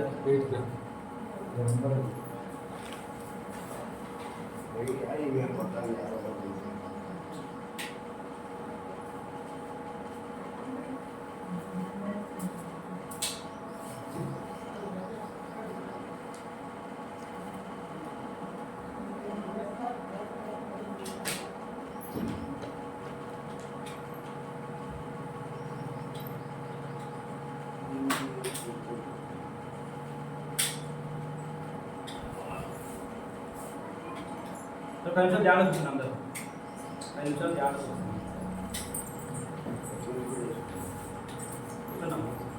బాగా ధ్యానం చేయండి. ముఖాలు నొప్పులు పోతాయి, మీరు మంచిగా నడవగలుగుతారు, మంచి పనులు చేసుకుంటారు. బాగా ధ్యానం చేసి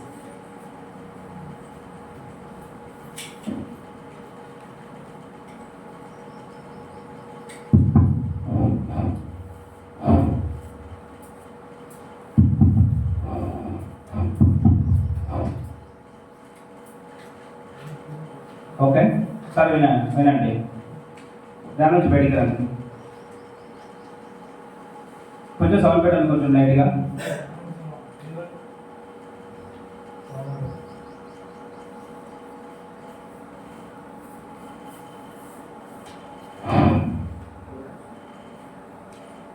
ఓకే రైట్, చాలు చాలు. ఓకే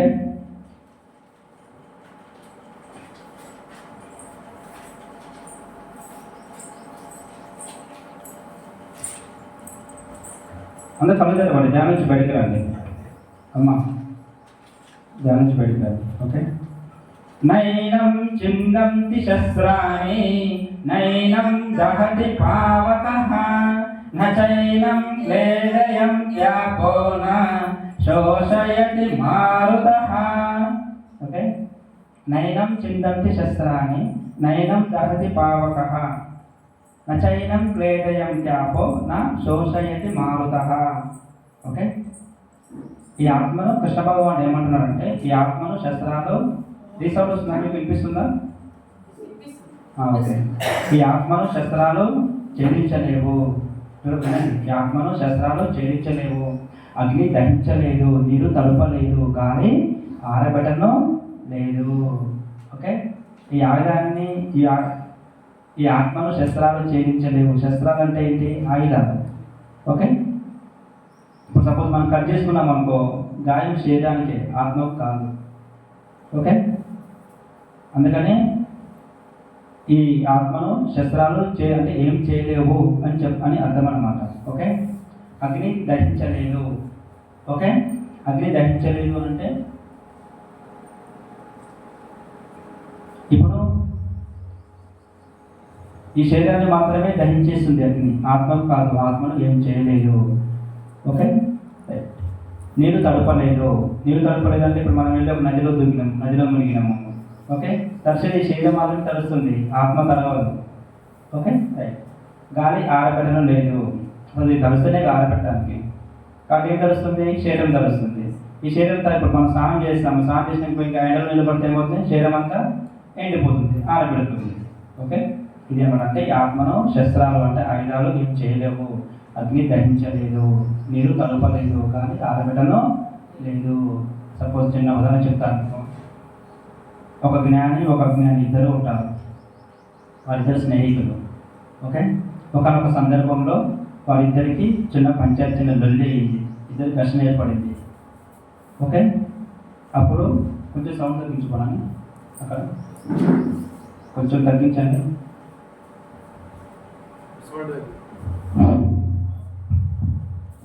చాలు చాలు చాలు. ఓకే. రైట్. అయితే ఈ అజ్ఞాని జ్ఞాని ఉంటారు కదా, ఈ అజ్ఞాని ఏం చేశారంటే తన మీద పగ పెంచుకొని, నేను ఎలాగైనా మనం అంటాం కదా కొన్ని సందర్భాల్లో, పగ పెంచుకున్నా, నేను వాళ్ళని బతకనియను, వాళ్ళంతా చూస్తా, వాళ్ళని చంపేస్తా, వాళ్ళని పొడి చేస్తా, వాళ్ళని బతకనిస్తాను, ఇక వాళ్ళని అంతనే చూస్తాను, మనం ఇట్లా మాట్లాడుకుంటాం కదా. అయితే ఈ అజ్ఞాని కూడా ఏం చేసిందంటే, వాళ్ళ దగ్గరికి ఆ కథ తీసుకొని పోయి ఆయుధం తీసుకొని, అరే ఇప్పుడు నేను చంపుతాను, నిన్ను పొడి చేస్తారా, ఈ క్షణం నేను అయిపోతావు ఆయన్ని అక్కడ మాట్లాడుతున్నాడు ఆయుధం చేతులు పట్టుకొని.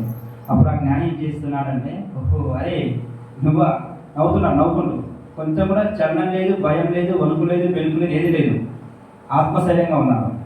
ఎందుకు ఆత్మశైర్యంగా ఉన్నాడంటే ఆత్మను తెలుసుకున్నాడు కాబట్టి ఆత్మశైర్యంగా ఉన్నాడు. ఓకే. అదేనమాట. అరే నువ్వు నన్ను ఏం చేయలేవురా, నువ్వు నన్ను చంపలేవురా, నువ్వే కాదురా, ఈ ప్రపంచంలో ఎవరు కూడా నన్ను చంపలేరు, నన్ను ఎవరో ఏమీ చేయలేరు, అసలు నీ వల్లనే కాదు, అసలు నేను చనిపోనురా అనేసరికి వీడికి వీడేంటిరా, ఆ చిన్న కత్తి ఉంది, వీడి తీసుకుంటే పొడిస్తే వీడు చనిపోతాడు, వీడిలో ఇంత వణుకు లేదు, ఇంత భయం లేదు, ఏం లేదు, ఇంత ధైర్యంగా మాట్లాడుతున్నాడు అని ఆ ధైర్యానికి ఈడ ధైర్యం పడిపోయింది. ఈయన కొనుక్కు పుడుతుంది, వాని కొనుక్కు కూడా వీని కొనుక్కు పుడుతుంది, అసలైన వణుకు పుట్టి బాగుండదు అనుకుని వెళ్ళిపోతాడు అనమాట అక్కడ. అంటే చూడండి, అంటే తనేమో ఒక ఆత్మస్థితిలో ఉన్నాడు, అంటే తెలుసుకున్నాడు ఆత్మ నిత్యమైనది, శాశ్వతమైనది, సనాతనమైనది, ఎప్పుడూ ఉంటుంది. అంటే ఆయుధాలు శస్త్రాలు అన్నింటినీ ఆత్మని ఏం చేయలేవు, శరీరమే చేస్తుంది, ఈ శరీరమే పోతుంది. అవునా అని తెలుసుకున్నాడు. జ్ఞాని మాత్రమే ఈ శరీర స్థితిలో ఉన్నాడు, ఈ శరీరం పోతే అంతా పోయింది అనేది అతను ఉన్నాడు. ఆత్మ అనేది తెలియదు, ఆత్మ ధర కూర్చోడానికి తెలియదు. ఓకే. అదేనమాట, రెండింటికి డిఫరెంట్. అర్థమైందా? ఓకే. జ్ఞానికి అజ్ఞానికి ఉన్న తేడా ఏంటి? ఓకే. రైట్. మరి మనం జ్ఞానంలో ఉన్నామా అజ్ఞానంలో ఉన్నామా అనేది మనమే తెలుసుకోవాలి, చేయించుకోవాలి. పాజిటివ్ ఉంటుంది, నెగిటివ్ ఉంటుంది, రెండు ఉంటాయి. పాజిటివ్ ఉంటుంది అంటే పాజిటివ్ ఉంటుంది, నెగిటివ్ చెడు ఉంటుంది, మంచి ఉంటుంది. ఓకే. కానీ మనం మంచి దారిలో పోవాలన్నా చెడు దారిలో పోవాలనేది అది మన ఆలోచన స్థితిని బట్టి, మన విధానం బట్టి ఉంటుంది. ఓకే. జాతస్య హి ధ్రువో మృత్యుః ధ్రువం జన్మ మృతస్య చ తస్మాత్ పరిహార్యేథే నత్వం శోచితుం అర్హసి. ఓకే, జాతస్య హి ధ్రువో మృత్యుః ధ్రువం జన్మ మృతస్య చ తస్మాత్ పరిహార్యేథే నత్వం శోచితుం అర్హసి. అంటే ఏంటి తెలుసా? శ్లోకం విన్నారా మీరు ఎప్పుడన్నా? వినలేదా? అదే అసలు శ్లోకం వినలేదా ఇప్పుడు? ఈ శ్లోకమే కదమ్మా చనిపోయినప్పుడు మరణించినప్పుడు వాళ్ళకి కదా జాతస్య హి ధ్రువో మృత్యుః ధ్రువం జన్మ మృతస్య చ అని శ్లోకం పెడతారు చనిపోయిన వాళ్ళ దగ్గర, మైక్ సెట్ వాళ్ళు పెడతారు. విన్నారా? అవును, ఇది నిజమే. తెలుసా మీకు? తెలుసా? ఓకే, దీని అర్థమైందంటే పుట్టినవాడు మరణించక తప్పదు. బయట చెప్తున్నారు మీరు. అంటే భావం అర్థమవుతుంది కానీ శ్లోకం ముందు ఎప్పుడు భగవద్గీతలో విన్నా అంతే. పుట్టినవాడు ముందు రాలేదు. అదే పుట్టినవాడు మరణించక తప్పదు, మరణించిన వాడు జన్మించక తప్పదు. ఈ రెండు తప్పవు కదా. మరి రెండు తప్పవాడు తీసుకున్నప్పుడు శోభించడం ఎందుకు? అవునా? పుట్టినవాడు మరణించక తప్పదు, మరణించిన వాడు జన్మించక తప్పదు. తప్పించుకోవడానికి వీళ్ళని ఈ విషయంలో నువ్వు శోభించడం ఎందుకు? శోభించడం తగదు అంటున్నాడు కృష్ణ భగవాన్. ఇక్కడ నేనంటే కృష్ణ భగవాన్ చెప్తున్నాడు. అర్థమైందా? ఈ శ్లోకాన్ని అక్కడ పెట్టి అయ్యో అసలు అర్థం ఇది. అంటే పుట్టినవాడు మరణించక తప్పదు, మరణించిన వాడు జన్మించక తప్పదు. ఇంకా ఈ శ్లోకాన్ని అక్కడ పెట్టి అసలు అర్థం ఇది. ఈ శ్లోకాన్ని పెట్టి ఆడ కూర్చున్నా అయ్యో నాయన ఇక లేడి ఇక రాడే ఇక పాడే ఇంకా వస్తాడు దేవుడు రావుడు నాయనో అని అంటే చూడండి, అంటే ఎంత అజ్ఞానంలో ఉన్నాము అనేది మనము తెలుసుకోవాలి ఇక్కడ. ఎంత మూర్ఖత్వంలో ఉన్నాము మనం అనేది తెలుసుకోవాలి ఇక్కడ. ఇది అసలైన అర్థము. చనిపోయిన వాళ్ళ దగ్గర ఎందుకు పెడతారంటే ఆయన ఉన్నాడు అంటే శరీరం మాత్రం పోయింది, మరణించిండు, చనిపోయిండు, మళ్ళీ జన్మిస్తాడు. మళ్ళీ జన్మించిన వాడు మళ్ళీ పోతాడు. అంటే జనన చక్రంలో తిరుగుతూ ఉంటాడు, కింది పైకి పై కిందికి వస్తూనే ఉంటుంది. కాబట్టి ఇప్పటికైనా తప్పదు. తప్పని దానికోసం నువ్వు బాధపడాల్సిన అవసరం లేదు, దుఃఖించాల్సిన పని లేదు. అంటే ఎందుకు చెప్తున్నానంటే ఎందుకు మనం దీని గురించి తెలుసుకోవాలి అని అంటే ఇది తెలిస్తే మనకు ఒక 5 సంవత్సరాల్లో బయటపడితే ఒక 2 సంవత్సరాల్లో బయటపడతారు. ఒక 2 సంవత్సరాల్లో బయటపడితే ఒక సంవత్సరంలో మనకు ఈ ఆత్మ గురించి కొంచెం తెలిసిందనుకో ఒక 5 సంవత్సరాల్లో బయటపడితే ఒక 3 సంవత్సరాలు బయటపడతాము. ఇంకాస్త తెలిసిందనుకో 3 సంవత్సరాలు బయటపడితే 2 సంవత్సరాల్లో బయటపడతాము. ఇంకాస్త తెలిసిందనుకో 2 సంవత్సరాలు బయటపడితే సంవత్సరంలోనే బయటపడతాము.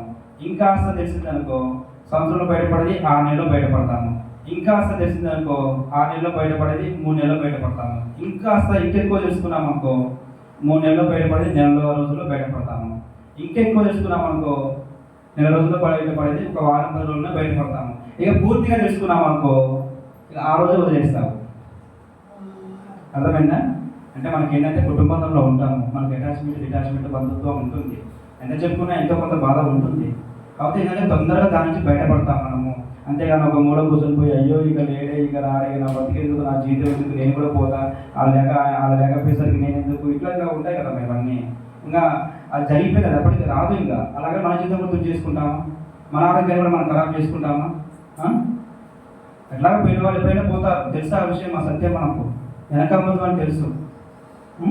కాకపోతే తొందరగా తీర్చి మనం బయటపడి మళ్ళీ మన స్పృహలోకి వచ్చి ఎరుకలోకి వచ్చి మన తెలివికి మనం వచ్చి మళ్ళీ మన పని మనం చేసుకోగలుగుతాము.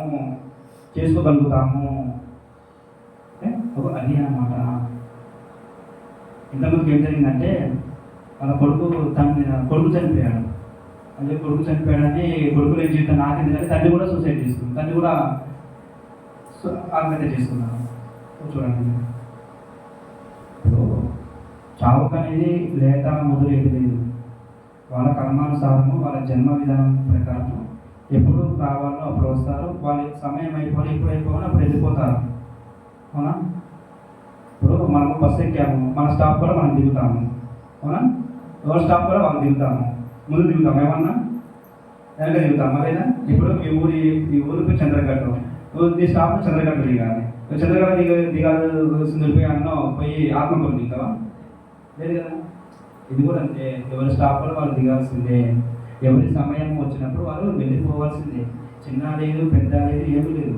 కొంతమంది గర్భంలోనే వెళ్ళిపోతారు, వాళ్ళ శాపం అది తెలియదు, వాళ్ళ శాపం వాళ్ళు అంతే ఉంటుంది. కొంతమంది పుట్టినాక చనిపోతారు, కొంతమంది రోజులలోనే చనిపోతారు, కొంతమంది సంవత్సరాలలోనే చనిపోతారు. వాళ్ళ జన్మ రహస్యం అది. వాళ్ళకి అలా ఉంది, వెళ్ళిపోతున్నారు అంతే. వాళ్ళ శాప విమోచనం కావచ్చు. అవునా? మీకు మహాభారతం చదివితే తెలుస్తుంది. మహాభారతంలో శంకరుడు గంగాదేవుడు తెలుసు కదా. గంగాదేవి తన 7 బిడ్డలను గంగలో పడేస్తుంది తెలుసా. వాళ్ళు ఎవరు? వాళ్ళ అష్టదేవతలు, వాళ్ళు అష్టవసువులు. వాళ్ళు అంటే వాళ్ళ శాపం ద్వారా వశిష్ఠ మహర్షి శాపం ఇస్తే, శాపం ద్వారా వాళ్ళు మీరు భూలోకంలో జన్మించాలని చెప్తే, ఆ శాపం ద్వారా మీరు పుట్టగానే మీరు మరణిస్తే మీకు శాపం వచ్చిన కలుగుతుందని చెప్తారు. అందుకనే స్టోరీ అందుకని గంగాదేవి పుట్టిన వాటిని తీసుకుని గంగలో పడేస్తే అది శాపం వచ్చిన కలుగుతుంది. అర్థమైందా? అదేనమాట. జరిగిన ప్రతి దానికి కారణం ఉంటుంది, కార్యసిద్ధి ఉంటుంది. అంతేగాని మనం అలా ఎందుకు జరిగింది, ఇలా ఎందుకు జరిగింది, అది ఎందుకు జరిగింది, ఇది ఎందుకు జరిగింది, ఇప్పుడు ఎందుకు పోయింది, అప్పుడు పోవచ్చు, అప్పుడు ఎందుకు పోయింది, ఇప్పుడు అని అనుకోవడం వరకే. తనొకరు కలిస్తే దైవొకటి కలుస్తాను, అదే వాస్తవం, అదే నిజం. నువ్వు కలిసింది ఏది జరగదు, ఏది ఉండదు, మనం అనుకోవడం తప్ప. ఆల్రెడీ దైవం కలిసింది, దైవ నిర్ణయం ప్రకారంగా జరుగుతూ పోతూ ఉంటుంది. మనకు తెలియక మనము ఇలాగా అప్పుడే ఇది జరిగింది, అటెండ్ జరిగింది, ఇప్పుడే పోయింది బయటికి, నేను చెప్పిన యాక్సిడెంట్, నేను చెప్పిన నా మాట వినకుండా పోయింది, యాక్సిడెంట్ అయింది, నా మాట విని ఉంటే కాకపోతున్నాయి కదా అడుగుతాము. ఆయన సపోజ్ ఒక విన్నాడనుకో,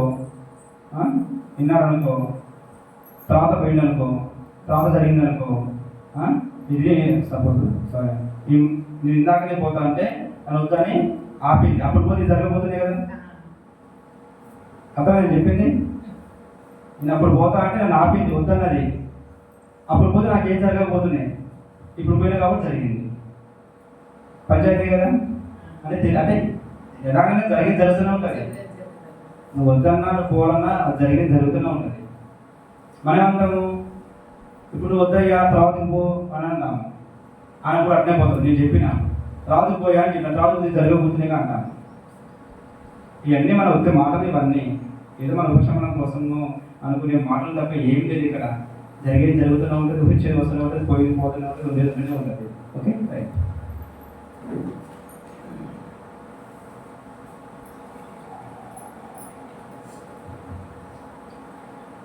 అవ్యక్తాధీని భూతాని వ్యక్త మధ్యాని భారత అవ్యక్త నిజనాన్యేవ తత్రక పరిధేవన.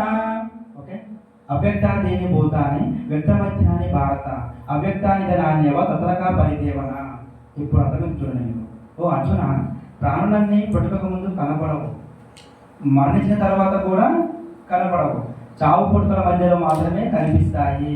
అలాంటప్పుడు నువ్వు శోకించడం తగదు అంటున్నాడు ఇక్కడ కృష్ణుడు అర్జున్ని. అవునా? అర్జునుడు బాధపడుతున్నాడు కదా, ఇస్తున్నాడు కదా, అయ్యో అందరినీ చంపి నేను చేస్తాను, ఏం సాధిస్తాను అని చెప్తున్నాడు. అర్జున, ఈ ప్రాణాన్ని పుట్టుక ముందు కనపడదు. పుట్టుక ముందు మనం కనిపిస్తామా? కనిపించము. మనిషి తర్వాత కనిపిస్తామా? కనిపించము. ఈ చావు పుట్టుకల మధ్యలో ఉంది కదా, ఈ మధ్యలో మాత్రమే కనిపిస్తాము.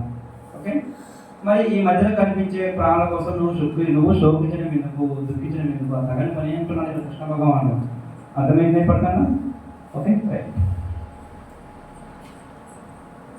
ఆచర్యవత్ పశ్యతి కచ్చిదేనం ఆచర్యవత్ వర్ధతి తదైవ చాన్యః ఆచర్యవచైనమన్యః శృణోతి శృత్వా వేదం వేదన చైవ కచ్చిత్. ఏమన్నాడు కృష్ణ భగవానుడు? ఒకనొకడు ఈ ఆత్మను ఆశ్చర్యకరంగా చూస్తున్నాడు, ఇంకొకడు ఆశ్చర్యంగా చెబుతున్నాడు, మరొకడు ఆశ్చర్యకరంగా వింటున్నాడు. వినటం చేత ఈ ఆత్మను గురించి తెలుసుకోలేరు అని చెప్తున్నాడు. అర్థమైందా? నేను చెప్తున్న ఆత్మ గురించి. అయ్యో నందసారి వచ్చిండు, ఆత్మ ఇట్లంటుండు, ఆత్మ ఇట్లంటుండు, ఆత్మ అదంటుండు, ఆత్మ ఇదంటుండు, ఇది ఎట్లా అని మీరు ఇప్పుడు నేను చెప్తా ఉంటే మీరు అని కొట్టుకుంటారు.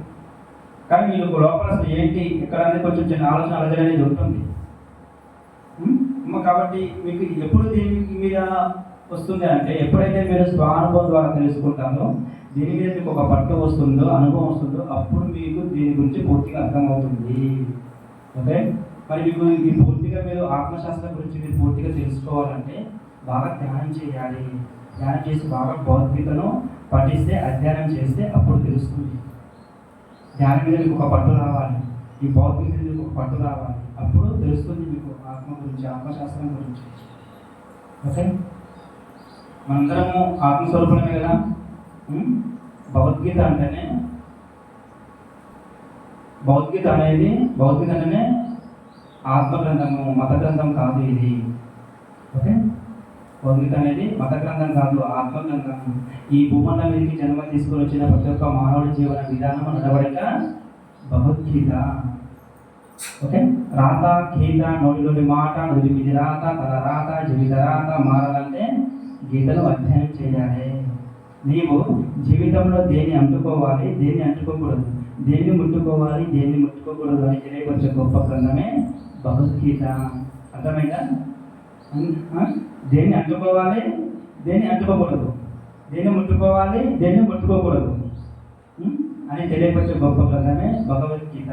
అంటే నష్టము, కష్టము, సుఖము, బాధ, మంచి, చెడు, ఏది అవసరమో, ఏది కావాలి, ఏది వద్దు, ఏం మాట్లాడాలి, ఏం మాట్లాడకూడదు, ఏం తీసుకోవాలి, ఏం తీసుకోకూడదు అని ఏ టు జెడ్ మీకు నీ కళ్ళ కళ్ళలో తెలియపరుస్తుంది గీత అనేది. భయమన్నది లేనే లేదని తెలియపరిచే గొప్ప గ్రంథమే భగవద్గీత. మరణం అన్నది లేనే లేదని తెలియపరిచే గొప్ప గ్రంథమే భగవద్గీత. గుండె నిండా ఆత్మస్థైర్యాన్ని నింపగలిగే గొప్ప గ్రంథమే భగవద్గీత.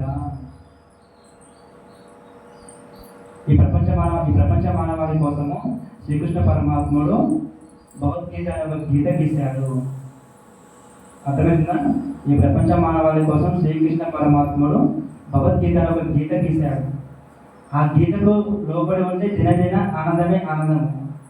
గీతను దాటి ప్రవర్తిస్తే దినదిన కష్టమే కష్టము, నష్టమే నష్టము. అర్థమైందా గీతకు గొప్పతనం? అందుకనే భగవద్గీత చదవాలి. మనందరం ఆత్మని కదా. మరి ఆత్మ గురించి ఏ పుస్తకాలలో ఉన్నది?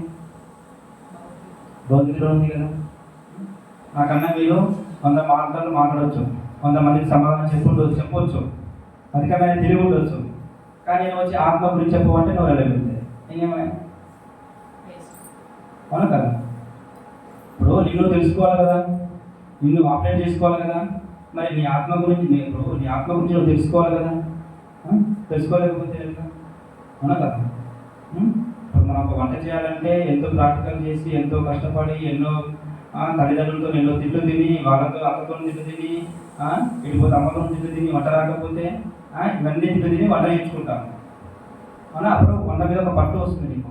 అవునా? ఒక గవర్నమెంట్ జాబ్ కొట్టాలన్నా, లేకపోతే ఒక రాజకీయ నాయకుడు కావాలన్నా, ఏది కావాలన్నా ఆ ప్రాపంచికమైన వాటి కోసం మనం ప్రాకులాడుతూ, వాటి మీద మనము ఫైట్ చేస్తూ, వాటిని మనం తెలుసుకొని మనం వాటి కోసం చేస్తున్నామే అంతగానము ఆ తాత్కాలికమైన వాటి దానికోసమే. మరి అసలైనది మనల్ని ఆపరేట్ చేసే దాన్ని మరి ఆత్మ గురించి మనం తెలుసుకోవాలి కదా. మరి ఆత్మ గురించి తెలుసుకోవాలి, మనం బాగా ధ్యానం చేయాలి కదా, మరి భగవద్గీతని అధ్యయనం చేయాలి కదా. మనమేం భగవద్గీతనేమో చదవము. భగవద్గీత అనేది కులానికో, మతానికో, సంఘానికో సంబంధించినది కాదు. అర్థమైందా?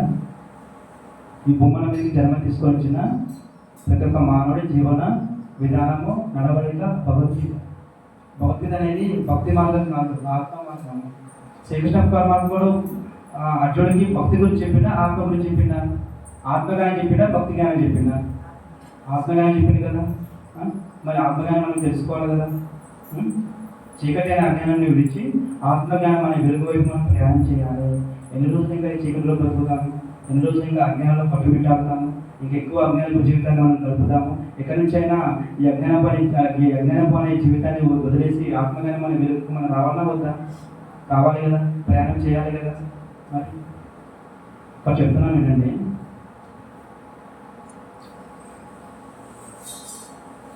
ఇక్కడ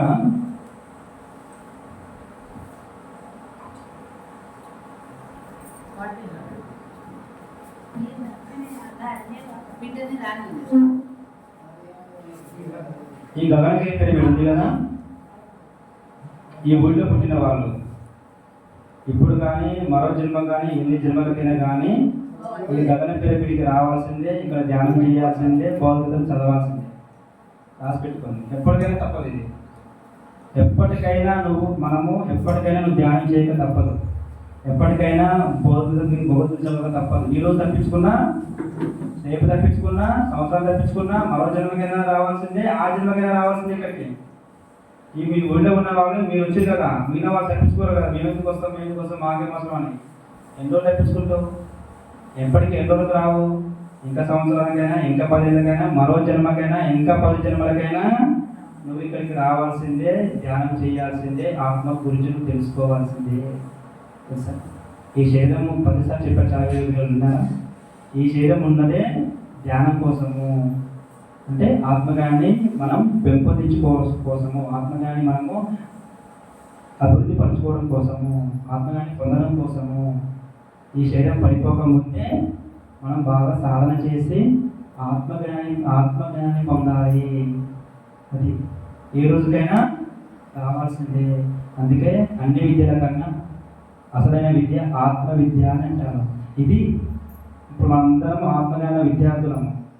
ఆమె కాదు విద్యార్థి.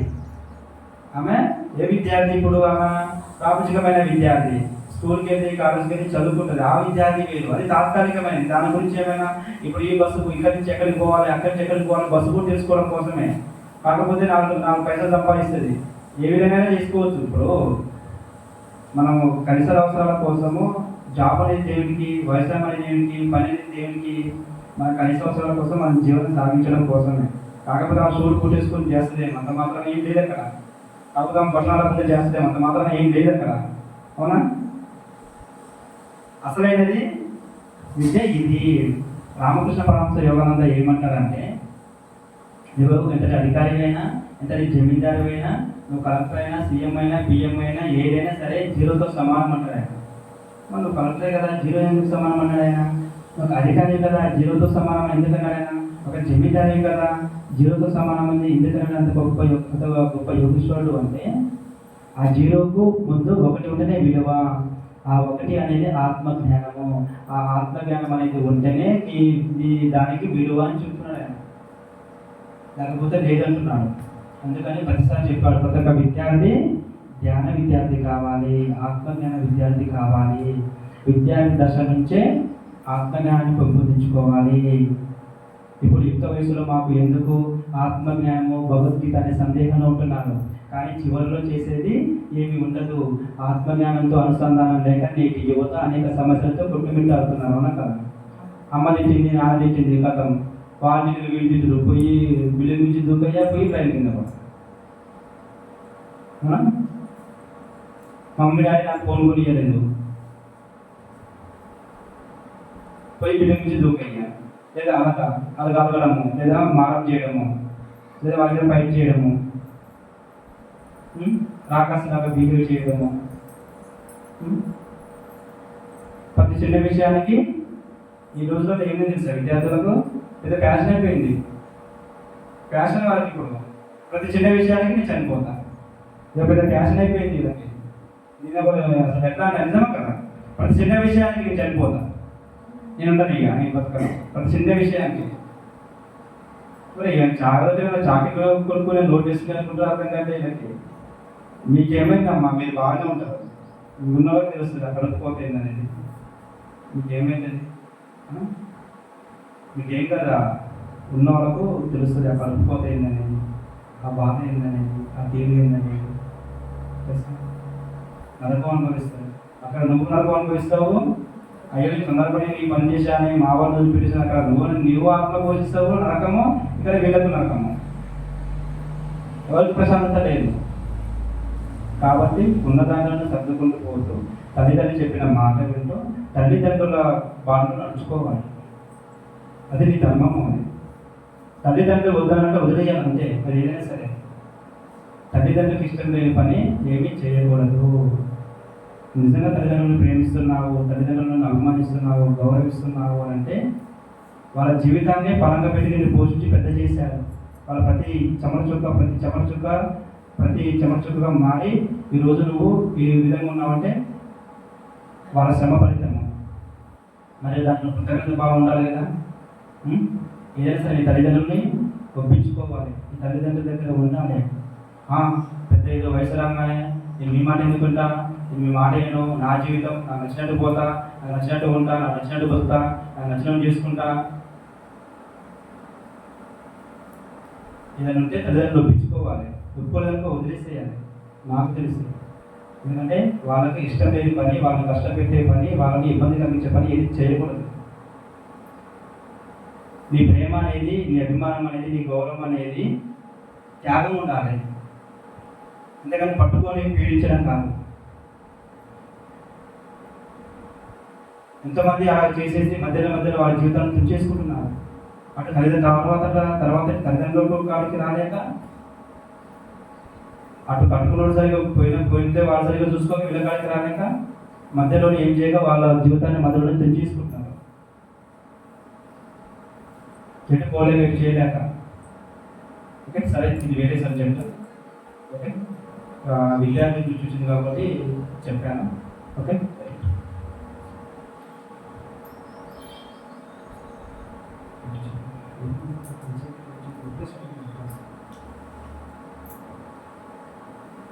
ఓకే.